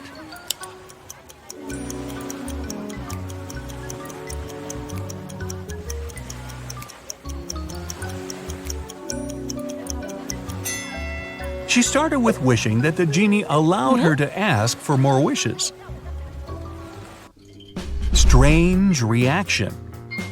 2 British women wanted to lose weight. They went to the gym, ate healthily, and drank a lot of water. In 2 weeks, both of them lost 10 pounds. But one woman was happy and the other upset. Why?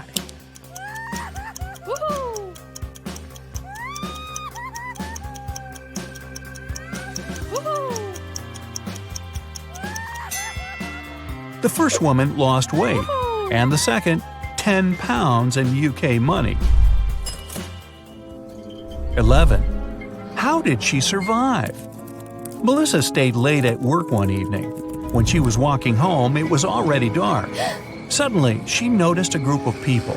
They were moving in a strange, jerky way, closer and closer. With growing horror, Melissa realized the approaching people were actually zombies. In a moment, she got surrounded. Then, darkness. And still, the next day, the girl was in the kitchen making herself a vegetable salad. How is it possible?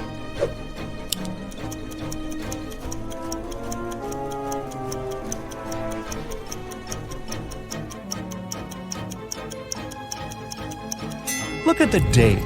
It's November 1st. It was Halloween the day before, and zombies were just some dressed-up guys. Beach volleyball. Andrew and his friend Kenneth went to the beach to have some fun. Andrew started to play volleyball with Gary, a guy they met there. After the game was over, Andrew went to a beach bar and ordered a lemonade. But after drinking it, he almost immediately felt sick and lost consciousness. Kenneth called an ambulance and his friend was taken to a hospital. There it was discovered Andrew had been poisoned. The police questioned the suspects. Kenneth said, "I'm sure the barman put something in Andrew's drink." The barman exclaimed, "Why would I poison my customer? It was probably the guy he played volleyball with. He lost the game and wanted to get revenge." Gary said, "After we finished playing, I went to swim in the sea. I didn't even notice Andrew had been taken away." Who poisoned Andrew?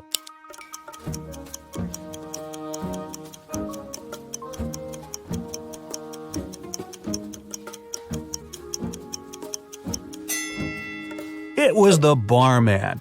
He lied about Gary losing the game to frame the guy. A teacher's riddle. A student had failed his test and came to his teacher asking how he could improve his marks. The teacher replied, "If you manage to solve my riddle, I'll give you a better mark. You have a cardboard box. It's easier to lift from a wooden floor than from a steel table. What's in the box?" The student thought for a while and answered correctly. What did he say?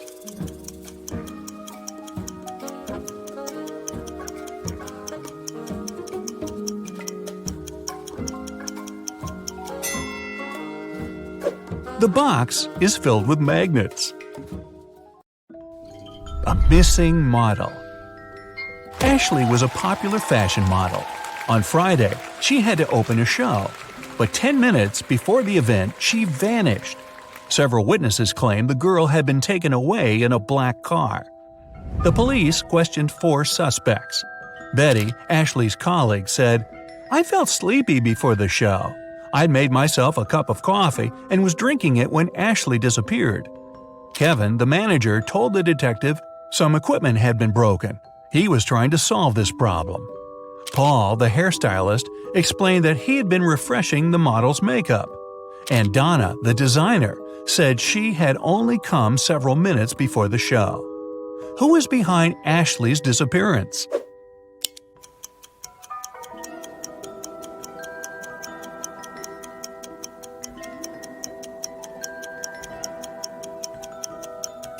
It's Paul. He's a hairstylist, and they don't deal with makeup. Plus, there are no beauty products at his station. In disguise. A feared criminal managed to escape from the police. He got a job in a wealthy mansion. When the detectives arrived there, they found out 3 men had been hired recently. They questioned each of them. Michael, the cook, told the police he had been working in a restaurant before. But then the restaurant went out of business and he found a new job. John, the gardener, answered he had always been interested in plants. After finishing garden design courses, he landed this job. Robert, the security guard, said his father was the house owner's friend. He helped Robert to get his position. Who's the criminal?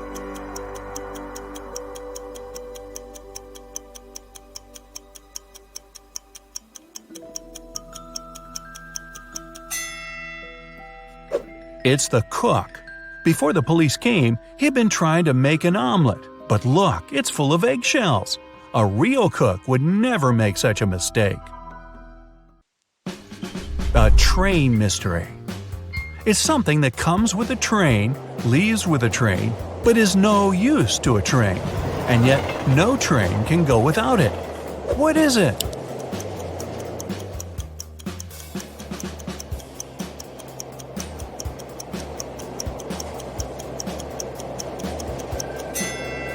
It's noise. Yeah, really. You suddenly wake up trapped in a dark room. Your only source of light is a candle. There are 2 doors in front of you. Behind one of them, there's a tunnel that will lead you outside to freedom. Behind the other, just a cold brick wall. You have a key that will open only one of the doors, and you can try it just once. So, how do you know which door to try?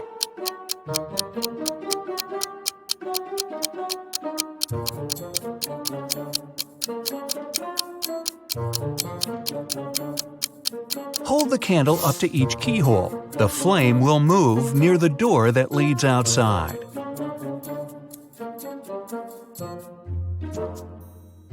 You escape to freedom, but you need to send some important documents to your friend Beth. You can't mail them in a regular package because the precious papers will get stolen.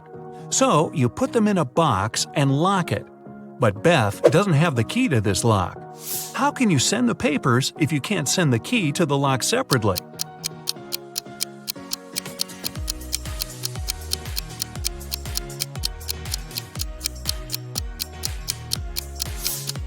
First, send the locked box to Beth.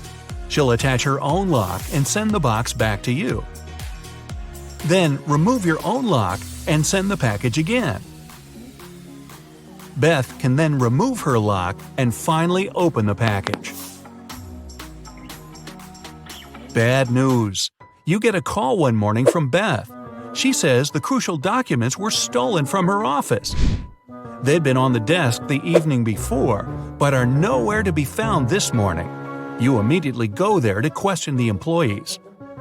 In no time, you gather 3 suspects. Sean said he had been at the movies last night. Michael had taken his girlfriend to an amusement park. And Christina was at a prestigious art gallery. Who's lying?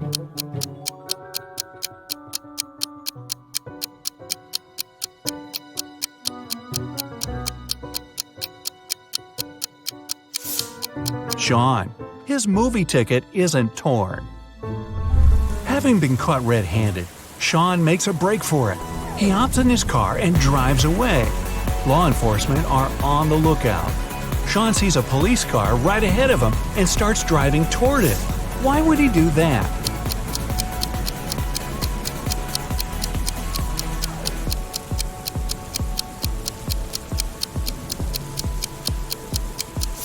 He was on a bridge. He needed to go toward the patrol car to get to the other side and make his escape. No such luck for poor Sean. He gets caught and locked up. But he starts hearing rumors of an inmate planning to break out. The guards have 2 suspects. First, a quiet bookworm who spends most of his days with his nose buried in sci-fi novels. The second, a big burly tattooed guy who's always working out. Who should Sean become friends with if he wants to get out of here?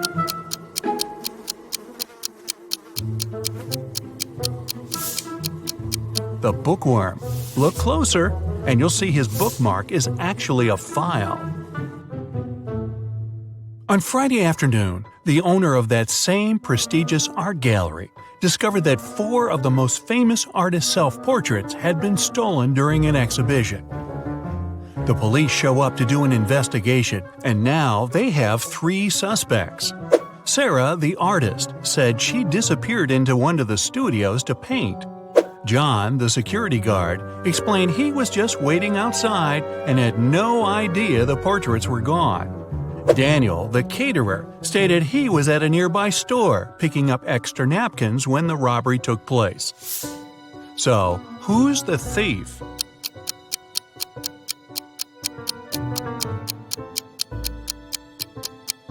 It's the security guard.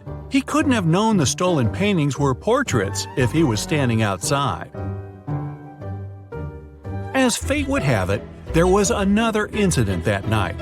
Michael, who never really liked what passed for art in modern times, rushed into the gallery and caused millions of dollars worth of damage to several paintings.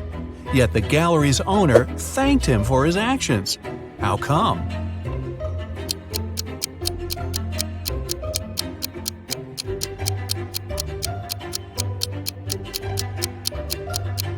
Michael is a firefighter. The water from his hose damaged several masterpieces, but he still managed to extinguish the fire and save many more works.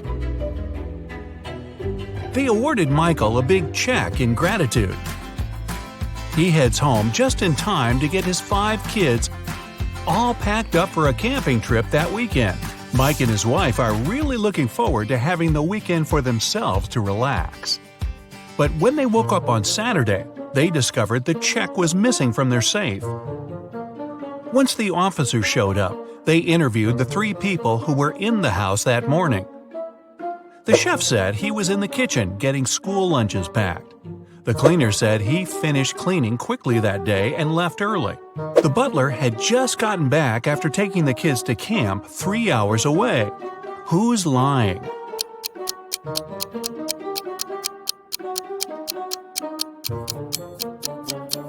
It's the chef. It's Saturday, so there's no school, and the kids have gone camping.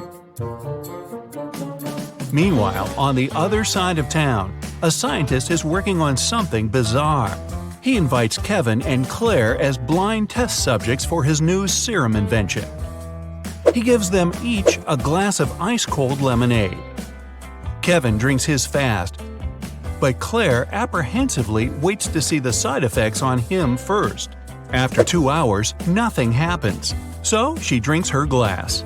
2 minutes later, her skin turns green. If both the drinks had the serum, why was only Claire affected?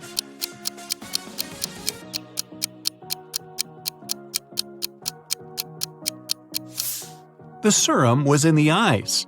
Since Kevin drank his fast, none of it got in the lemonade. Claire runs out of the lab in horror. She gets in her car and speeds off. As she's driving down a long, empty road, one of her tires pops off. Good thing she has a spare in the trunk. But here's the problem. She now has no lug nuts to put the spare on with. So what should Claire do?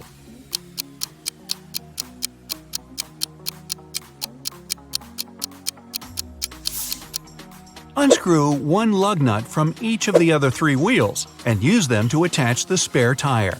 It'll be enough to get to the nearest garage safely. As Claire is putting on her spare tire, the scientist catches up to her. He hands her 4 pills and tells her it's a complex cure to the green face serum.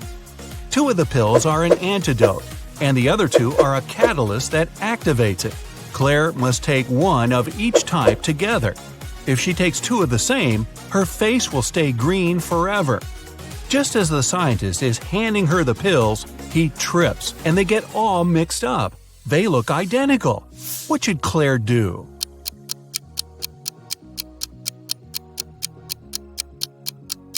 Grind the tablets up, mix all the powder together, and divide it in 2 parts.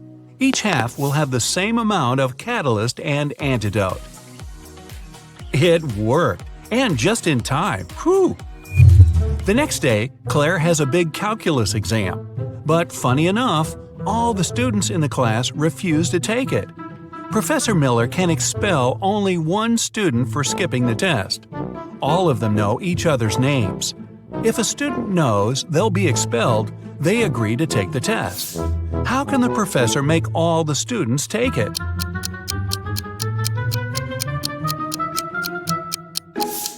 She should tell them she'll expel the student whose name comes first alphabetically. Then this person won't skip the test. The next person on the list won't skip either, and so on until the end of the list. The next day, class isn't any easier. Professor Miller grabs her cup of coffee, takes a sip, goes to set it down, and what's this? It's stuck to her hand. Somebody put glue on the cup, and she's got 3 suspects. Look carefully to find out which student is playing tricks on the professor.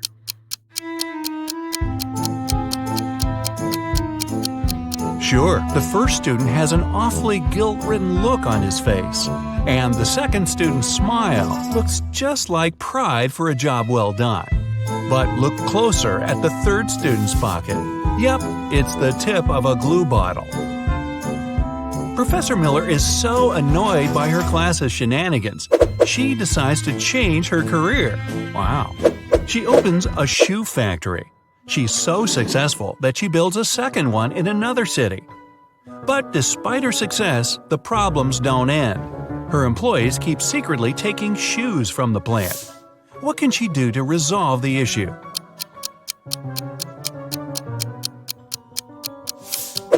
Have one of her factories start making only left shoes and the other only right ones.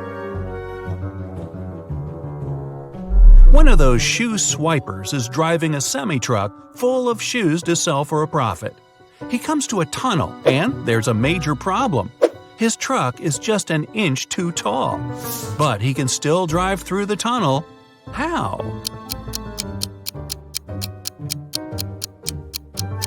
Let some of the air out of the tires. It'll lower the truck just enough. When the shoe swiper gets through the tunnel, he comes to a fork in the road. One goes to the town, the other to never-ending wilderness. There are guides standing at each. The catch? One always tells the truth, the other always lies. The driver doesn't know who's who, and he's only allowed one question. What should he ask to find out which road goes to town?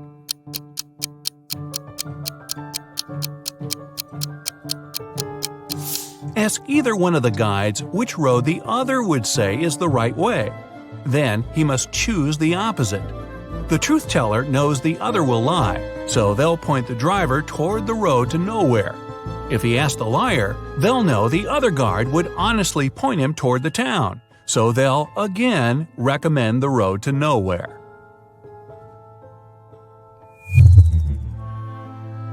The shoe thief takes the road to town, but he has another puzzle to answer before he's allowed to enter. The guard at the gate asks him one simple question. What's the logic in the order of the following words? Fun, blue, bee, more, and dive.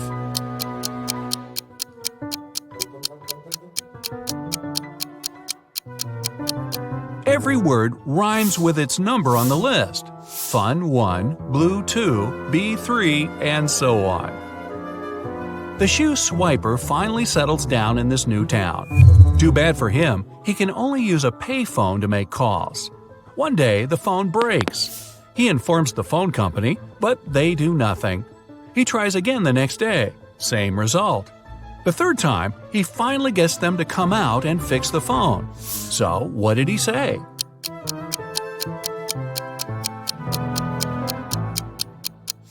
He claimed that people were making calls without paying. Someone stole a rare diamond from Mr. Lauren's house. The police suspect Jack, a notorious burglar. A detective immediately goes to his house, but when Jack finds out the man doesn't have a search warrant, he doesn't let him in. In an hour, the police arrive again, this time with the warrant. They search the entire house, but find nothing. They're ready to leave when one of the police officers exclaims, "I know where the diamond is! And have you figured it out too?"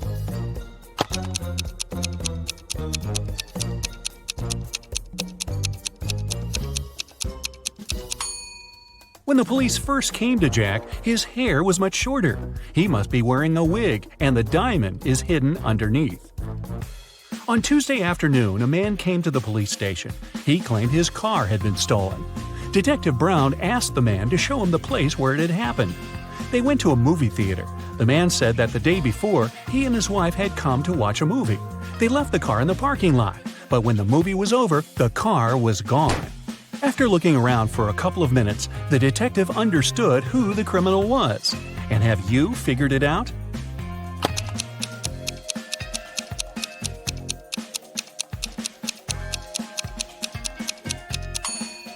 There was no theft. The man is lying to get the insurance money. Look, there are no movies on Monday. Maria Walker, a rich businesswoman, collected ancient pieces of art.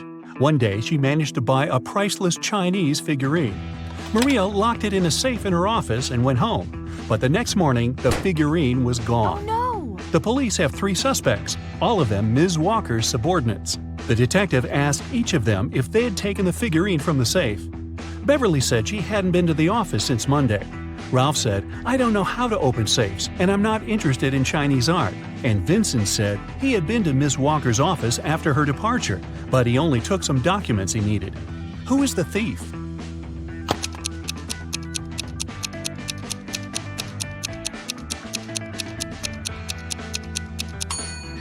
It's Ralph. Otherwise, how would he know the figurine was Chinese? A man wearing a hat, a bandana covering his face, and dark sunglasses robbed a bank. The police have 3 suspects. Look at them and try to figure out which one is the criminal.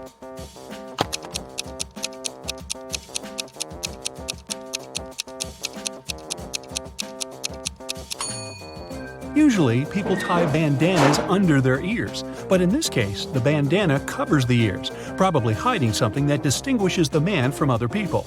The criminal must be the man with a large earring. Jesse Harris was a pilot. Once there was an emergency during a flight. Jesse had to land the plane right on the highway. Luckily, he was a skilled professional and no one was hurt. But Jesse himself hit his head and lost his memory. When he climbed out of the plane, 2 women ran toward him. Both of them claimed he was her husband. Can you figure out who's telling the truth?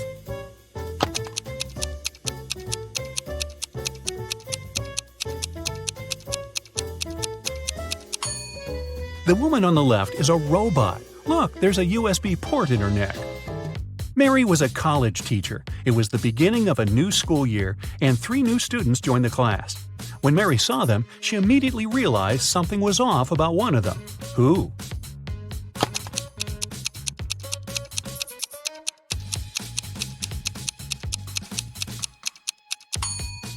It's the guy in the middle. He doesn't have a shadow. Logan worked as a security officer on a small cruise ship. One day, during a severe storm, he found Mr. Lewis lying on the deck. When the man came to his senses, he said someone had hit him on the head and taken his wallet. Logan had 3 suspects. He visited them in their cabins. Linda told him she was feeling queasy because of seasickness. She couldn't even get up from her bed.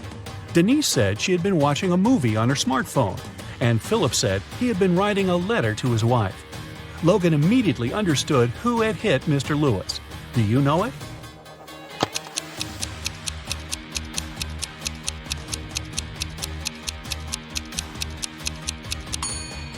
It was Philip. Look at his letter. The handwriting is immaculate, but it's impossible to write so accurately during a storm. Kayla went on a business trip. She didn't have time to tell her boyfriend about her plans, so she left him a note with clues. In it, the woman wrote, "I'm in the city that is 3 of 7 chicken, 2 of 3 cat, and 1 of 2 goat. I'll be here for a week. Come visit me." Do you know where Kayla's boyfriend should go?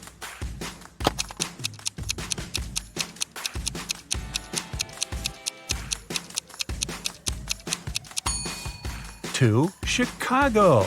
Yeah. Look at these guys carefully. Can you tell which one has drawn the graffiti?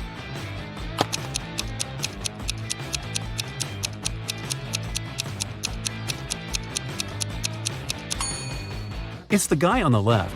He has some spray paint on his hoodie. Alan was driving along a small country road when he saw that someone had crashed their car into a tree. A moment later, he spotted a man running toward him. "Help me, please! I was moving rather slowly when a truck suddenly cut me off. I lost control of my car and crashed into a tree." Alan gave the man a lift to the police station in the nearest town. They found the truck driver surprisingly fast. He was right near the doors of the police station. But the man denied cutting the smaller car off. He claimed he was going to the police to report the accident. Suddenly, Alan realized who was lying. Have you figured it out?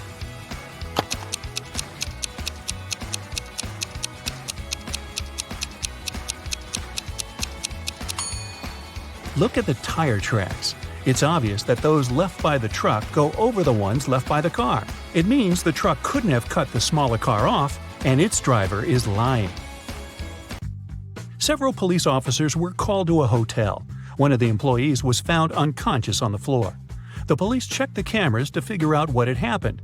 They didn't see the criminal, but now they had 3 suspects, all of them hotel guests. Sarah said, "I heard some noise, but I stayed in my room because I was scared." James told the police he had been outside. He was trying to catch a taxi to go sightseeing. And Damien said he had been sleeping at home at the time of the accident. Who is lying?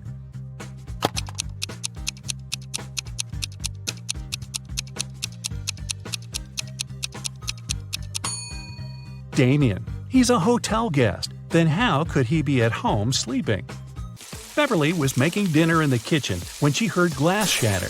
She rushed to the living room and saw the window broken. Someone had thrown a stone that was now lying in the middle of the room. Beverly called the police, but they didn't manage to figure out who the culprit was. The next day, when Beverly came home from work, she saw something on her doormat. It was a note. Williamson was the surname of Beverly's neighbors. There were 3 teenagers in that family, Mark, Roy, and Natalie. Which one broke the window?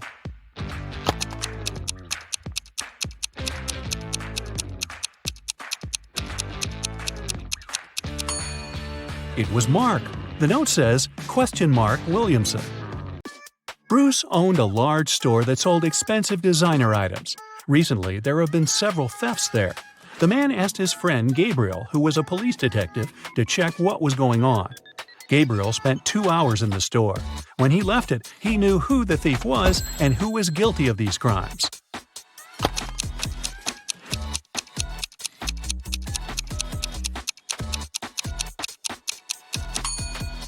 The thief was the detective himself. He easily stole a pair of costly sunglasses to prove that the store security was very bad. That's the reason for so many thefts. One of these young women has a dog. Can you tell which one?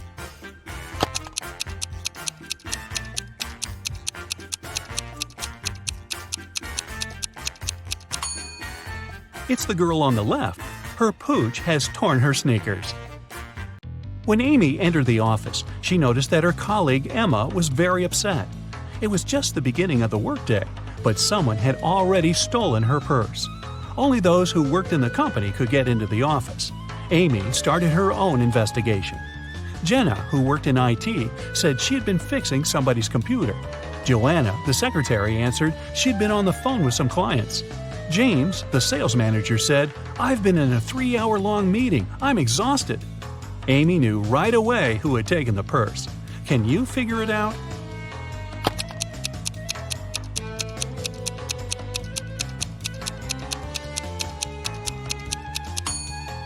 It's James. The working day has just started. How could he be in such a long meeting?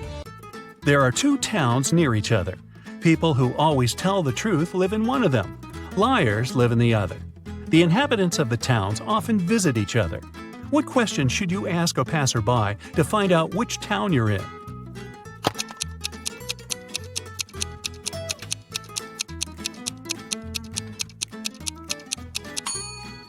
Ask them, "Are you a guest here?"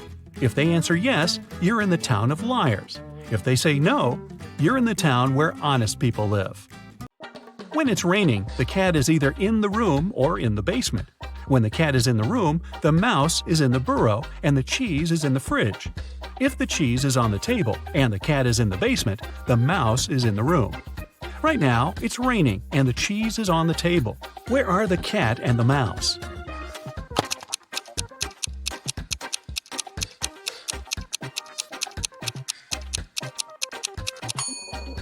The cat can be in 2 places, either in the room or in the basement. But at the moment, the cat can't be in the room because the cheese is not in the fridge, it's on the table. It means the cat is in the basement. And since the cheese is on the table and the cat is in the basement, the mouse must be in the room. Dora was on her way to work. When she was passing by a dark alley, she heard a loud scream. The woman came a bit closer to check it out. Someone was shouting, "Help! Help me!" But as soon as Dora saw the alley, she immediately called the police and ran away. Why?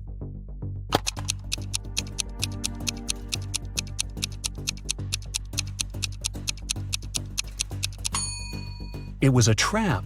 There were 2 kinds of footprints going into the alley, but no footprints coming out. You're a fast and furious racer on a tropical island. You find a new motorbike online and call the salesman to arrange a test drive.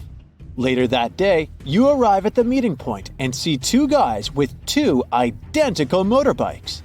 One of them is the seller you spoke with, and the other one is a scammer who wants to sell you a stolen vehicle. Who's deceiving you? Think carefully and feel free to leave your answer in the comments.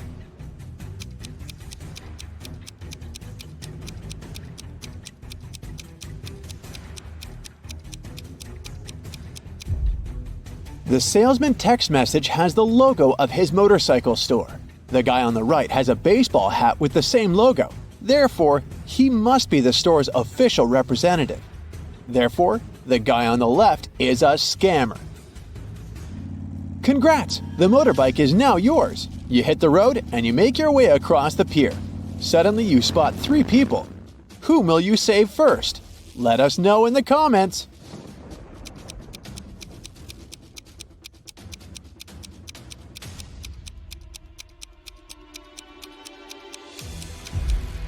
The teen is playing with a rattlesnake, which looks pretty dangerous. But luckily, it's not real, see? It has a barcode on the side, so it's just a toy. The lady is about to jump into the sea infested with sharks. But look carefully, she's just posing. Her boyfriend is filming a video. He's the only one who needs to be saved here because he's standing on rotten old wood. It's about to collapse. So he risks ending up swimming with sharks for real.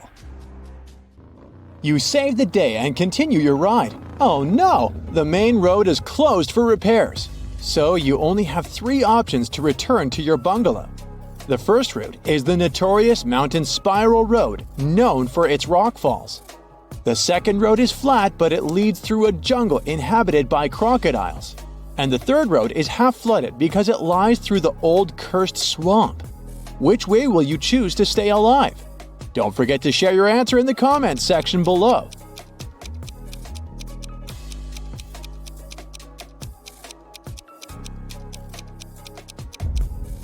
Take a closer look at the second route. The sign says Crocodile Farm. This means that the crocs are kept indoors under supervision. So this is the safest choice. You take the second route and decide to visit the crocodile farm. Let's see how eagle-eyed you are. Who's in danger here?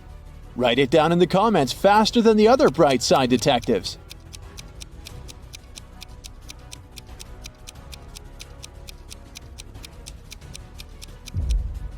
This tourist has crossed the barrier. The tourist's name is Mimi.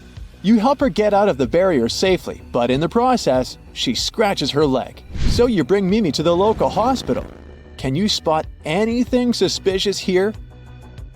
If you nailed it, please share your answer.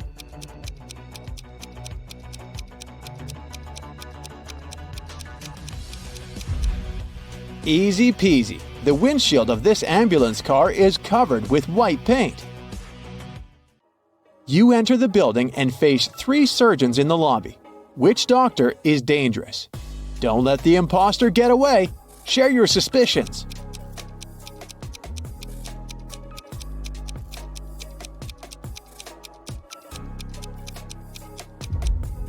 The first doctor is sleeping, but maybe she's just tired after a long shift.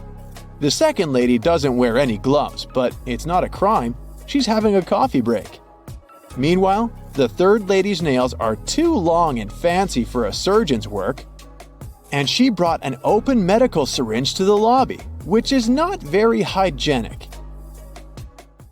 The doctor takes Mimi away. You decide to have a walk around the hospital and face the following scene. 2 greatest enemies, Gia and Kai, wake up simultaneously in a hospital room. Both immediately grab the scissors and try to cut each other's IV drips. Who's more likely to survive? Think carefully and tell us your answer in the comments.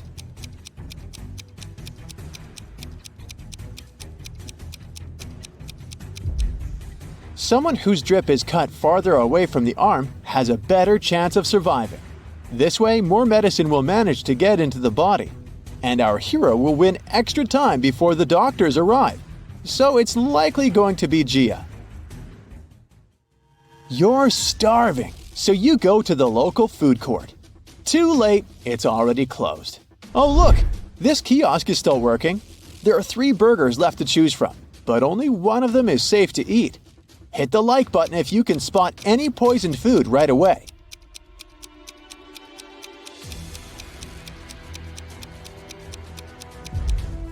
The first burger was cooked 5 days ago, according to its tag. No, thank you. The third one was prepared today, but there's a fly sitting on the meat. Flies can spread diseases. Only the second burger, which is packed in cling film, is a safe option. Does anyone have a better answer? Feel free to share. The next day, you go to the local beauty salon to get a haircut. Unluckily, one of these hairdressers is a maniac. Write your answer in the comments if you can guess who.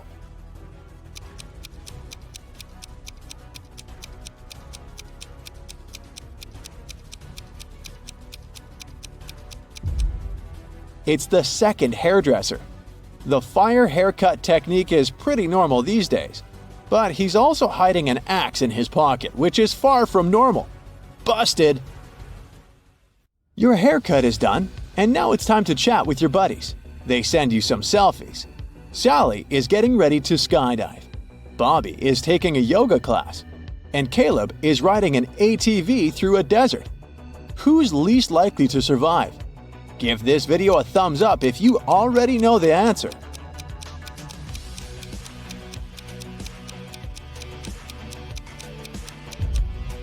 Although Bobby is twisted in an incredible position, his teacher is watching his back.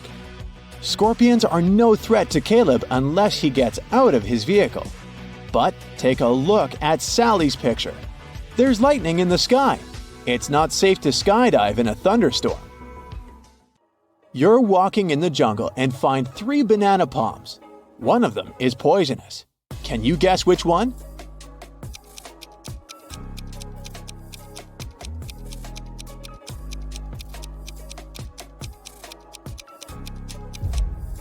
Okay, the first stack looks bad at first glance because its bananas have turned dark, but it doesn't mean that they're poisonous. The third palm has the fewest bananas, so probably many people were eager to eat them. But take a look under the second palm. Someone picked a banana, took a bite, and then just dropped it on the ground. That's suspicious. So, this is the dangerous palm. But if you have a different opinion, please let us know in the comments. In the evening, you go to the local carnival.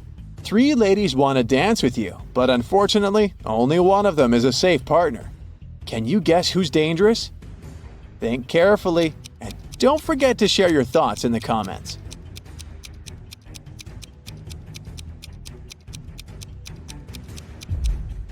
Although the first lady is wearing a cute rabbit mask, she's a thief.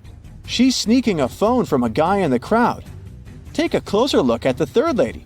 A broken glass bottle sticks out of her pocket. It's not very safe to dance around her. Thus, only the second lady is safe. There are 3 routes you can take. The first path is covered with hot coals. The second with gross worms and toads. The third one with beautiful roses.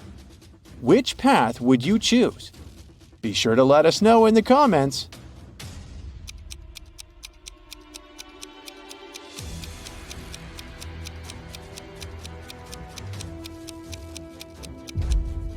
Hot coals can burn through your shoes and rose thorns can scratch your skin, so the second path is the best option. These creatures are no threat to humans. These 2 chefs cook over an open fire. One of them is in serious danger. If you already know who, hurry up to be the first to share it in the comments.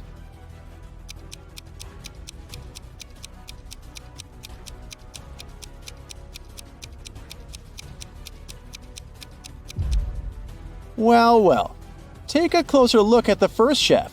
His scarf is already smoking. It's about to burst into flames. Fire alarm! The next day, you go for a walk on the beach. There's an open shower on the shore. You spot 3 guys washing off the sand after swimming in the sea. Whom will you save?